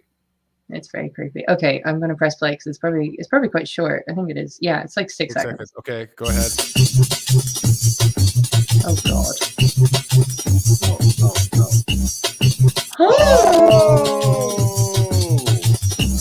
What's it called? What's deep throat when it's your nose? Oh, 10:30. I'd rather be dead. Oh my fuck. I would love to know why you move your head and not your hand. I would assume so it would be easier, like it would just naturally come out. I'm sure there's like a reason for it, but I wonder if there's like a specific, like a detail that you can't trust. Cameras has encapsulated my vibe entirely. No, would have made that even worse is if as he pulled it out, there was just a really bloody mucusy string. Vengeance is mine, Manning. Vengeance is fucking. It's taken me a fucking year and a month, but now you're the one hearing about the jaw being broken. You know what I'm saying? Now you're the one. There was a story that you told, and I went all fucking gooey over it because I don't remember what it was now. Well, now you're the lucky 15-year-old, I guess. Where the fuck did Chris go? Is Chris throwing up? He's muted himself and all. Oh, I muted because I was coughing, and I just went to go open the window because I was feeling stuffy in here. Oh yeah, that Canadian autumn. The post. I stole the presentation from Darren Brown. When he does it with a nail, he moved his head, and it looked far more grotesque than just pulling it out. Fair enough. It did look grotesque. It did look. It fucking fucked me up, bro. Can I say this about Darren Brown? I have no evidence of this. Just a vibe. I think he's a wrong'un. No. Like, there's just something about. I'm pretty sure that's like canon. Is that true? I mean, it's got to be. You can't put that much effort into how to control people and be like a cool guy. Exactly correct, Chris. That's exactly how I feel about He's the whole thing. Manipulator. Yeah, that's I think exactly what it is. We're gonna find stuff in his house for sure. I do think there's like. Yeah, he's got a crawl. He's got a room in his house you just don't open. Something. You know what I mean? Yeah. I think there's already a thing about him though. Is that true? Okay. I could be. I feel like I've heard it, but maybe. Dragos. Thoughtsos? He's very short. I mean, Baldy, he was also a manipulator. Well, wait, the partner or Darren Brown? It would make sense that two manipulators found each other. I mean, imagine the complexity of that relationship. Oh my gosh, it would be like those. There's a couple. It is fun. Is fun. You are like. Oh, okay. I gotta say this. You have. I could be wrong. Nailed it. Met him a few times. He's cool. Out of all the musicians I met, I could have mixed up with someone else, to be honest. I don't have a clear image of who he is in my head. And that's his magic. I have to say this about magicians. I've spent a lot of time with magicians. They literally fall into two categories, which is like, holy shit, this guy fucking rules. Like, what a fucking nice human being. Or rather not. Like, no. Like that's what, like, and it's comedians. They're extremes. Because comedians, there's a lot of gray area. We're like, look, he's a really nice guy, but he is going to just throw up on you. You know what I mean? Like, there's sort of like, you got to just like, you got to go ahead. There was a magician at a comedy show not too long ago, and he was doing this thing where he was doing card tricks and stuff, and they were semi-impressive, ish. But he had this quirky persona that was making the whole thing a bit cheesy and hack. Yeah. But he was doing this thing where he was doing his trick. Never a compliment. Yeah, and he was doing these tricks. He was whatever his trick would be, and then he'd play a sting after each one. Okay. And it took all of me not to arrange for the sting to get played after my dead baby joke. I really, and a little part of me went, this is the only time it would work. That'd be great. I really had to go, no, you'll be a cunt. Don't do it. I don't know, man. So I funny. should have done Pretty it. funny. I really regret not doing it. That's very funny. I'm going to say this right now. Javier Hakim, not a magician. I would say that he's like a. Oh yeah, he's a it's a card variety. master. It's a variety act. And let me say this about all Uh-huh. variety acts: always the best of all of the people. Variety acts always like Well, because it's because they're doing something beyond explanation. They're a There's- variety act. and there's also no career in that. Shut up, Ashley. Yeah, I was gonna let that go because I don't think it was appropriate for me to say, Ashley, I want to punch you in the face. When you I said mean, I did say it like that on purpose. I know, but Yeah, still, okay. the way Oh, yeah. you whispered So long as we variety know. act, still, Great. Very funny. Very funny. But God, shut up. yeah. Just, also, yes, meatballs. Paul Daniels. Let me say this about the early When Louis Met documentary. I watched all of those the first week I moved to London, and that gives you honestly the best introduction and also the worst introduction to what living in England would be like, because you meet Jimmy Savile, Anne Widdecombe, and Paul Daniels, and when you meet those three figures, you're kind of like, understand these are people of significance in their culture, and you're like, oh, I get it now. I fucking get it. These are the people they admire. Yeah. Huh. Where I come from, you would have used one of them to weigh down the other two to drown them. Yeah, it's Red Green would eat them all for breakfast with my a side of God, eggs. Red, keep your fucking Ashley. Get your stick on the ice. Keep your stick on the ice, Ash. Come on now. Ash, what the hell? Ash, I don't like calling you Ash. At Yeah, me all. neither. I'm glad. Some people really just take to doing that without even checking if I like being called Ash, and it bothers me. Ash Ketchum. Yeah. Yeah. I got a lot of that in primary Yeah, school. you must have. The way that kids' brains Did anyone work. ever ask you though- out by saying "I choose you"? No. No. The way the kids' brains work, it was like there was yeah, that was yeah, I agree. It was like there's one kid, he started David. yeah, but that laugh was too complicated. Confident. I'm just losing my brain. Look at what Diamond Guys wrote. This is the most 100% true thing I've ever read in my life. British celebrities are internationally known for like a prank on North American and French attendees. Do you know how hard it was? Who was I having to explain? Try explaining who Paul Merton is to someone. It's so like, who's that? He's like, he was really. Explain who Paul Martin is to me, because I don't know. He's the other guy on Have I Got News for You that's not Ian Hislop. You know his face for sure. That's crazy to me. That's not true. You would know his face. You know who Paul Merton is. I want you can't. Yeah. There's no way you don't know who he is. Like, but like, this is the other thing. But try and explain who Paul Merton. He's like, I don't know. He wears an. He's Ash a Manning dick. does sound like Ass Manning, which is a dope job title. I'll be manning the ass. I'm surprised that didn't come up. You my want to bring entire that up? school You want to bring up years. the great Canadian hero? Which one? It's in the private chat. I'm Oh, I'll bringing do it that up. in a second. First thing I'm going to do is show Ashley a photo of Paul Merton just to prove our point. Is that you know this maybe what this is? No, that's Paul Merton. No. I brought up someone There's else. Paul Merton right there. Do you recognize this man? No. Go fuck yourself. That's I crazy. don't know who that is. I don't know. kinda love I, that. I've never watched. I do Have love Got that a News lot, for You. but you're not gonna know. I mean, but he's just sort of This is the one Chris brought up. Oh, red green. There he is. Yeah, there he is. There he Fucking is. yeah. Okay, so Ashley, That's our national hero. this was a comedy character done by whatever. Like basically, I think he was he was like the tour manager or something. Like not a comedian, and it's of this Canadian guy you meet rurally that's just kind of a shithead. And this TV show was on for years. Oh, a And decade, easy. Easily a more, I decade. think more than that, because there was the Red Green Show, and then there was the new Red Oh, I Green forgot Show on about that. I Global, never really watched that. and then there was I'm a Duct Tape purist. Forever. Still cool. I want you to know the way No the shadow. COVID. You know what the shadow was from away as it was coming closer. I was like, "Oh my god, he's positive," and then it got closer and it's not. But holy shit! So, Chris, are you still COVID free? Never gotten COVID? Yeah, not that I know of. I might have been Wild. asymptomatic and not tested, but as far as I know, I've never gotten it.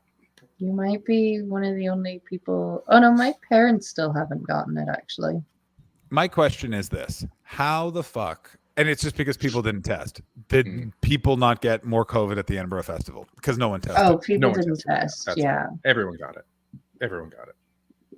Like I do remember there was 4 days where I had I had fringe lurgy, as it's known. And I was taking like 2 tests a day, being very careful about it. But every time I was like, if this turns out to be positive, I'm going to be so fucking angry because I know other people are just not testing. Yeah. Like there was a rumor, a couple of people, like some of the bigger shows, it was just, yep, you got it. Well, put a mask on and get back on stage, bud. Yeah. Ooh. Wow. Yeah.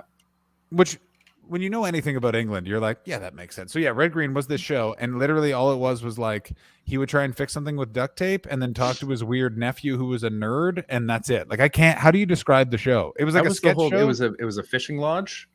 That's right. And it all took place there, and it was all like quaint Canadian colloquialisms. Keep your stick on the ice. You know, duct tape fixed everything. And his fucking loser nephew was into computers. Certainly was. Oh yeah. God. Oh Actually, my God. There was one person. The only person, by the way, the only masks I saw were Diamond Geyser, who I saw at the festival. Only person that was a double masking it up. Everyone else was just kind of like, let's do this. Yeah. 10:30. I think England is fair when you're talking about the Edinburgh Fringe. Yeah. Yeah. It's and they're all English people. Yeah, it's all about the dominant accent. That's why Whistler is Australia. Well, actually, technically, this year the dominant accent was Scotland. I'll never forget. They literally the entire festival, and I know this because I literally went through my goddamn Fringe financial breakdown this week.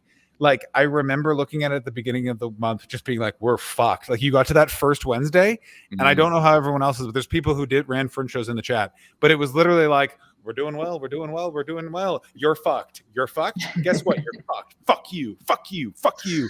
And then that fucking Sunshine came out. Baldy is gonna beat the shit out of us. Baldy is gonna beat. Although I know a lot of people do say that, but I just mean the Edinburgh Fringe because it's a lot of English comics. I'm going to say this right now. Alfie Brown slagged some people off because they were at a show because they were wearing masks. Yeah, that's just. I think I saw that show. I mean, that's Kristen, were we in the same show? I'm gonna. I know this was my problem. You met Kirsten, right? Or is Kristen the one that never introduces herself? Never introduced. I love that. That's so funny. She's just among us. I mean I respect it, and I'm also disappointed. My favorite is when people, because it happened a bunch. Like people came up and would just like, "I'm Spider-Man," and you'd be like, "No way!" Oh, the best was for the rest of the review because those fans are known as the cum monkeys, and it would just a couple of times. One guy was like suited and booted, like you would never have guessed, and just put money in my bucket, leaned in, and went, "I'm a cum monkey," and it made my fucking year. My best friend died in 2022, and worth it. I enjoyed the wrestling show so much. Great show. You and Colt's wrestling show. It was so fun. I was really gutted I couldn't actually go the following 2 nights, but I do think I got a pretty good one. Did you go to the one where all the tech broke and me and I took my shirt off and me and Reese just riffed? It was excellent. Oh my god! The whole show is tech. How do you? Yeah. Well, here's the thing: it's just none of the tech worked. It was magical in a couple of ways. If none of the tech was working, we just couldn't get it to work. It worked for a second and then just fucking stopped working. We can break down Red Green, by the way. We don't have to have him on the screen. Disagree.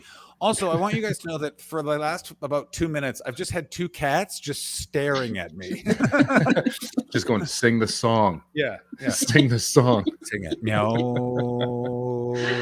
Train. Meow. Oh dear. But what were we talking? What were Fringe? Matt, that show. But it was that thing of like Reese and I have a chemistry that I share with both of you, where it's like I could just talk to this guy in a funny manner and we'll go in sort of the similar directions. It was fascinating living with him, and then I'm like, oh, we base level are very similar, and like just like hardwiring things. And it was so fun because I just stood on a chair, whipped that shirt off, and away we went. While Cole Cabana panicked because that guy was so stressed. Oh my god, so upset. It's also because he's so big and tough, and then when he starts stressing, he's like, he just melts. Oh, and then the only solution was for him to go down the back of the room and do it from the tech desk, and he was so upset to not be up there with you guys. Like he was so I gutted. know. And then he then buddy. came, but then we fixed it because then didn't Robert from Comedy Club for Kids like come in and be like, we just need this wire, and he showed up and was like that's what I just Yeah, remember. but he got it. It was only working down the back of the room though. Yeah, I don't. I think that was the beginning of the end of that Fringe, and that I looking back was like I was emotionally exhausted to the level of insanity, and I just don't remember stuff. Yeah. Like I just like people like said something and they're like, sometimes Twitches. Thank you so much for resubbing. Thank you. Sometimes Twitches. New cat development, by the way. One of them is looking at me with a face that clearly says, one of them's trying to figure out how to sneak through the railings and doesn't know how to do it yet. And now it's just looking at me like, figure this out for me. I'm like, I can't do that. Also, the cat doesn't speak English, and I think I'm endowing a lot of emotions into it. I was supposed to go to the Fringe next year, but I don't think I can now with my my Western Canada sojourn. Yeah. Oh, because I'm not making money, so I won't be able to afford it. Well, Chris, you don't need money to go to the Fringe because the festival is clearly going to listen to all of the things that we've all said. Yeah, for in terms of criticisms. Oh no, they're not. What they're going to do is sorry, I would go. They're going to do nothing and then be shocked when people are violently angry and actually start getting fucking like. Here's my prediction: is they're not going to change anything this year, and then something terrifically bad is going to like this is going to end in calamity. Like one of those venues is going to go down. It's going to get fucking bad. Yeah, that seems very likely. I'm hoping to do my first show this year, and I don't know if that's gonna happen. But I'm also attempting, because I'm still trying to write it, but I'm attempting to get a first crack at it going in the Glasgow Comedy Festival as well. Yeah, Glasgow's great. It's the best one. Glasgow's so fun. Yeah, I've emailed a venue and they haven't got back to me, and I think I'm a little bit late on it, so I'm not entirely sure where to go. Try Leicester as well, because Leicester's like I've heard about fucking Leicester. awesome. Leicester Comedy Festival. never Leicester understood- and Glasgow are my two favorite ones. Glasgow's the one for me in terms of international comedy festivals. I would say Glasgow and Melbourne are the two, like always fun vibes, always fun stories, always like a well-balanced party. You know what I'm saying?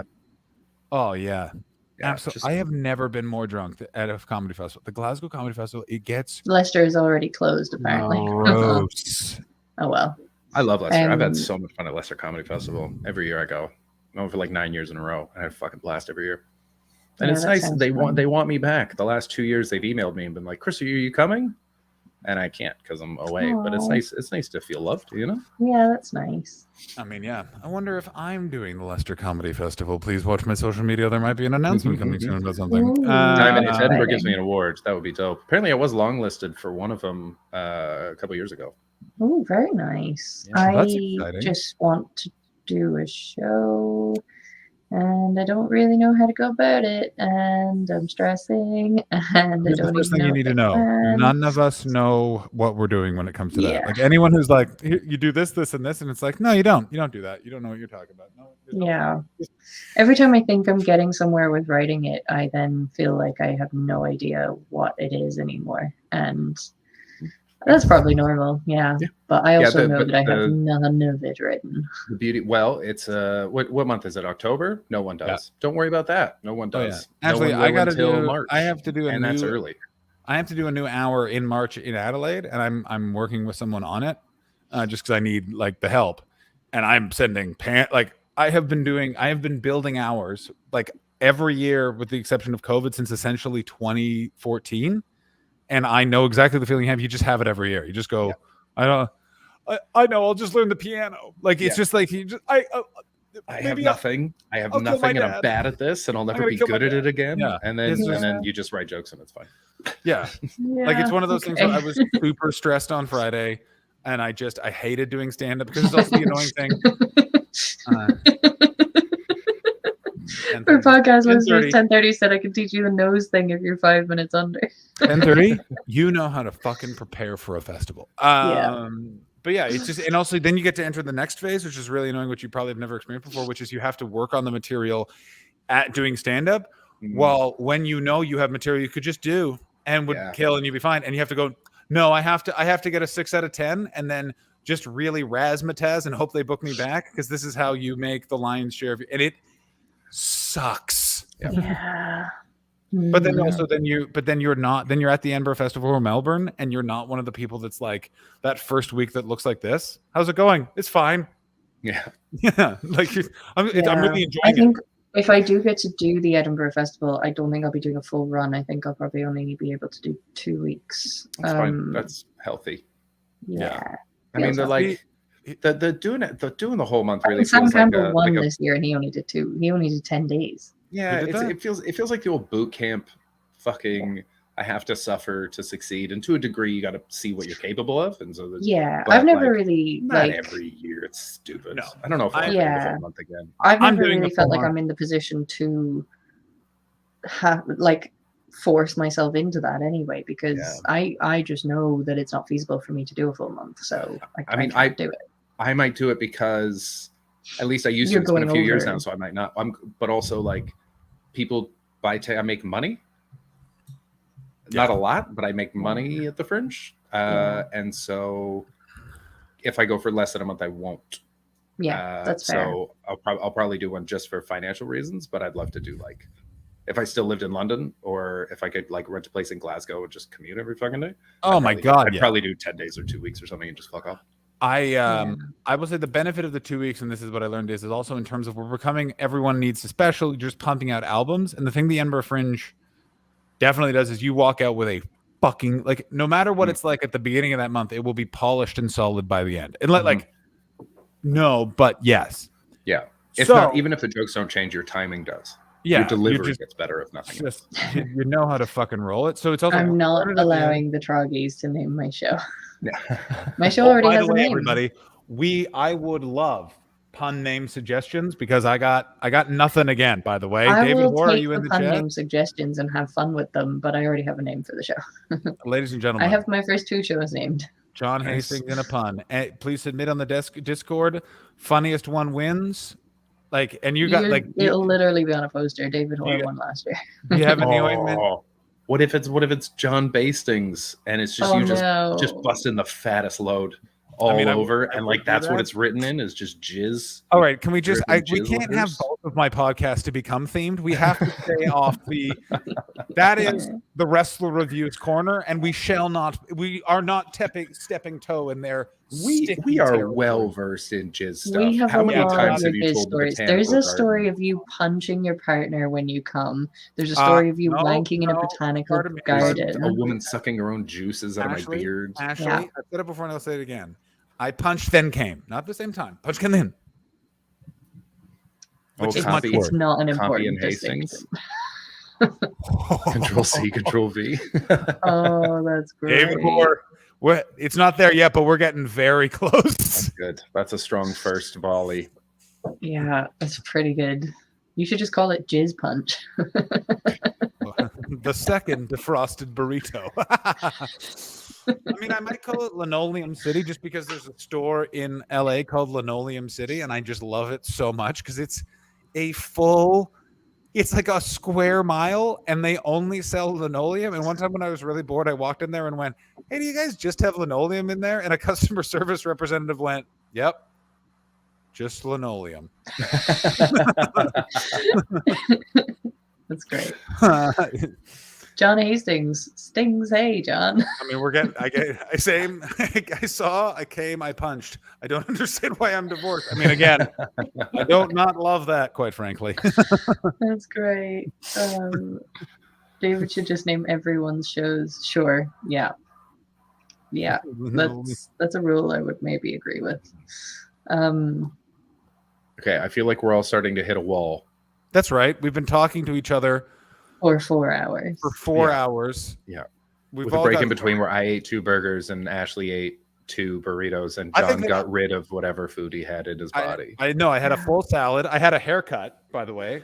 A haircut in the hour break we've had since recording the Patreon episode. I had a haircut and a shower. I had a salad, a full BM. It was a real time. Can any of us try to do Odd Jock's thing out loud? I do not understand it at all. Yeah. Can you bring that up on the screen so everyone can see it? John Hastings Crivens, help my boob. Ashley, No. you want to give it a shot? I have no idea. Odd Jock. On any- Hastings. Crivens, help my baobab. Help my Bob. Things. Sounds like a Help me, Scottish thing. What the It's fuck? Bob. It's clearly Scottish. This is like when It I is try to read some of Scottish. Mary Elaine's tweets. I'm Yeah, like, exactly. I don't know. Yeah. I want to just say this right now. This makes it even more. Jings Crivens, help my bob is an example by the Brune. Brune's a Scottish news. you. Oh, that's very specific, and you will get a sold out, very, very specific Very audience to your niche show. audience for that. Yeah. Ladies and gentlemen, strap in for possibly the most inside British comedy joke ever. Is that show title I would never use because it's too close to something I feel Tony Law would do. Yeah, I Thank could see you. that. I could see that. I like this one. Great, John though. Hastings, but that's normal, right? Yeah, well, that's not bad. We're getting That's close. funny. It's a quite little like close to that. last year, but I like That's it. the thing, it's a very bit too good. close. Little Yeah, close. yeah. It's the same suggestion with the name. It's the same. Yeah, It's stinging. yeah. Yeah, Yeah. it's just that title. What I loved so much about that title is it's like this. It was a very heartfelt show, but I finally read some of the reviews, just got to put together something for it. So it was just nice because they would it would say that title, and then it would just be like. One of them was like emotional howl, but ointment so close to it that I'm just like, good. You know what this is doing? This is letting everyone know that there's a shithead involved in this. You know what I mean? Yeah. It's The great. shithead has soul, but still a shithead's driving the ship.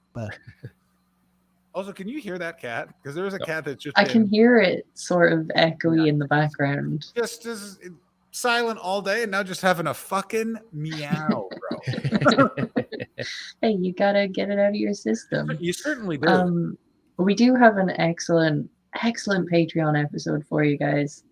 I really had fun doing that one. Yeah, it was really fun. It was our first show back as a trio in a while, In and so you can long. tell Wow. it gets feisty. There's some fun. Yeah. You get very playful. Hastings in the tail. What the fuck does that mean? Scottish. Is this more Scottish slang? Yeah, you can tell how indoctrinated in British culture is because he started saying inside baseball and then realized we wouldn't understand. Yeah, that's true. Yeah. It was a real inside cricket phrase. You know what I mean? Thanks to everybody that did the hype train. That was awesome. Got Great hype training. What was it? 6 subs and 877 bits. That's so Oh kind. my God, Thank you guys, so much, thank you guys. We so much. appreciate it. We really appreciate it. There's slowly we're at some point in the next 6 months. I'm saying this right now. We will be doing a mega stream. We have not done one in so long. Yeah. We're gonna do one. Ashley's very against it, and her reason is she doesn't like you guys and she doesn't want to give you more content. I know I wasn't supposed to read the candid notes from our meetings, but that's what Ashley. I remember specifically saying, "Well, she went. This is what I think of them," and she just full threw up in her own crotch. Yeah, it was crazy to watch.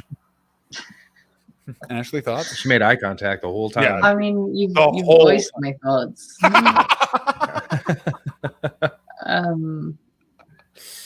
Yeah, I like to make hard eye contact with people while I'm vomiting in my own crotch. Ooh, with a vigor. I like that. With a I might name my vigor. album With a Vigor. Vicar's best story. With a vigor's, it's so cemented into my brain. Hey, Chris, where is your album? Oh, You're because held up in legal things. well, yeah. So they're still suing everybody. Yes, that I've hasn't heard. ended yet. I'm So aware of that. I'm not in a huge rush. And there was some editing that I didn't feel really emotionally up to because I haven't felt very funny for some time. And so I talked to my record label about it. They're like, "Hey, man, where are we on here?" And I was like, "Here's where I am." And they went, "Fair enough." And so they were like, "Take your time, man. None of my stuff's topical. It doesn't there's no expiry date on it." So Sure. No, it's just That's a good. good.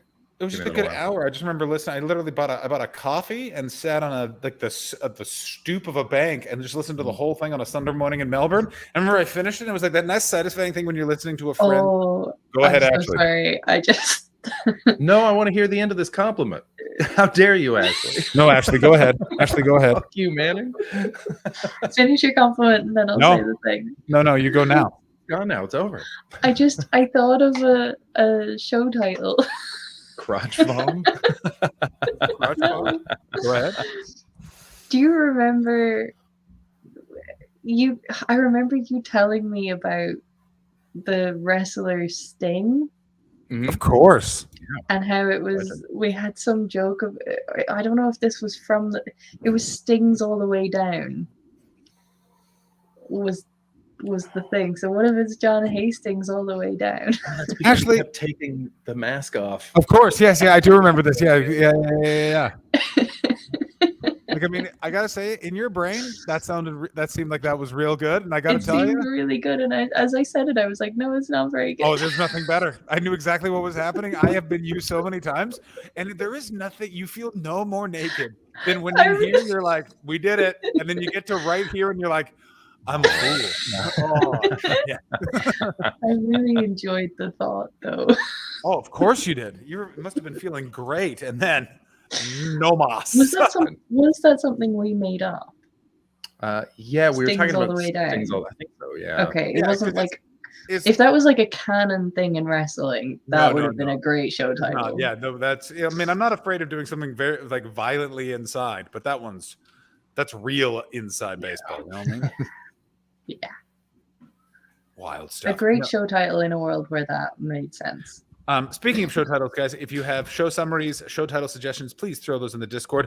Yeah, By the way, because if you've John is not, putting up the podcast today, I and he won't certainly remember am. any of what we've said. Please put in a show No. summary. Otherwise, it's If- just going to say the gang is together, and that'll be it. yeah, or sometimes there's just random stuff. Depending, you can really tell when I've been if I've had a couple of You minutes. can to tell the difference between me uploading the podcast and John uploading the podcast. and Chris, you can see the distinction in the three.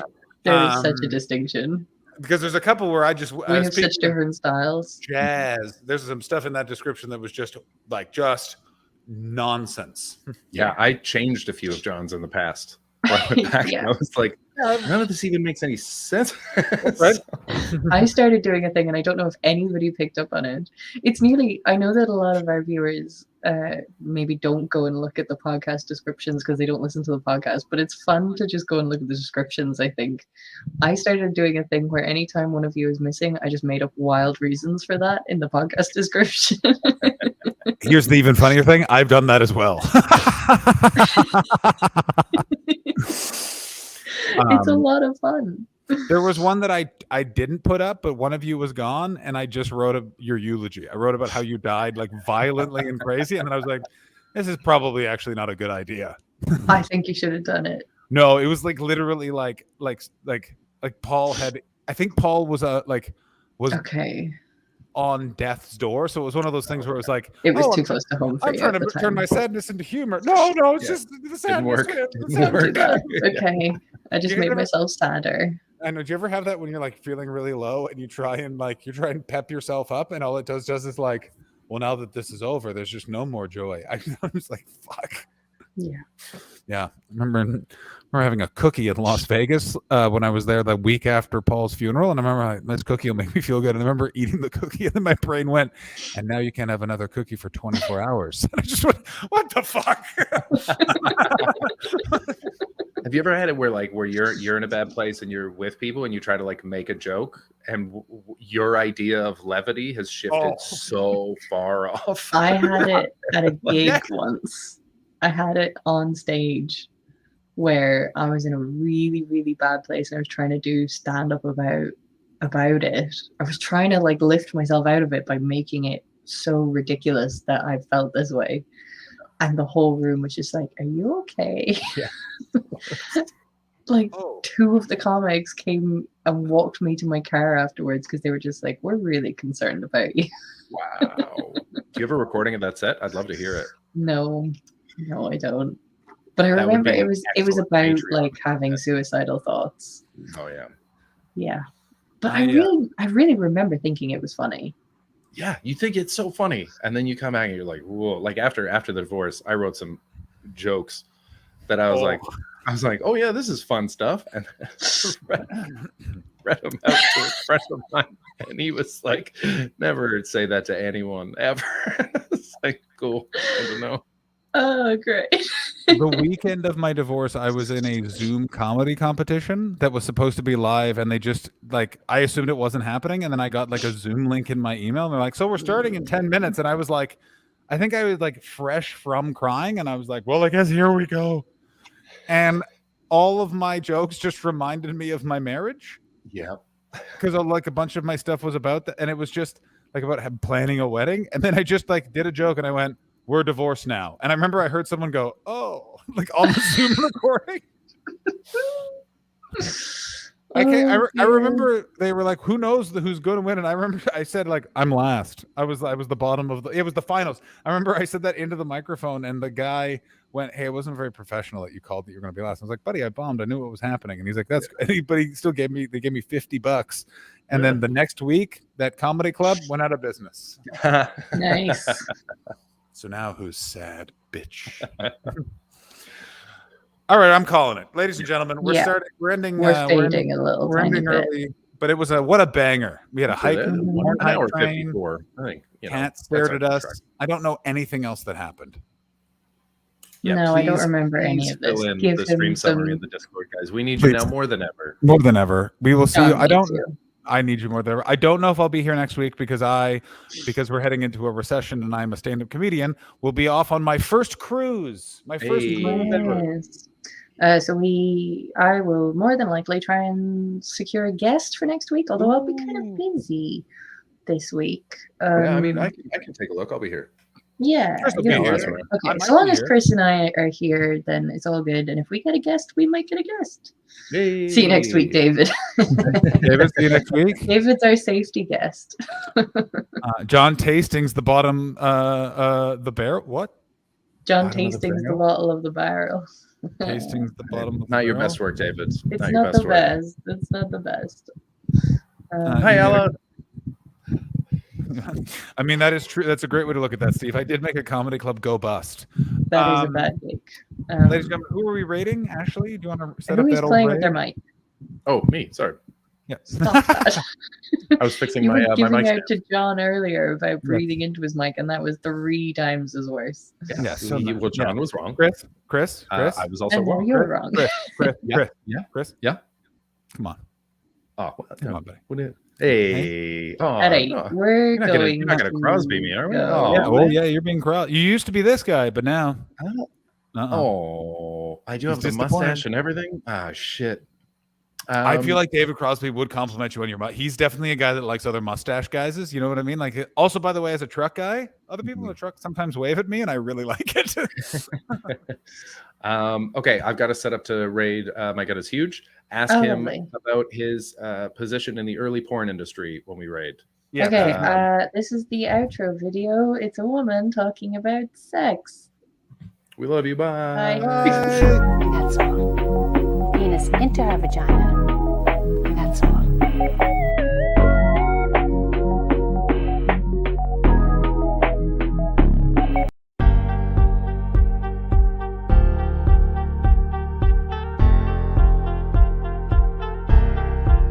Double callback to the big episode.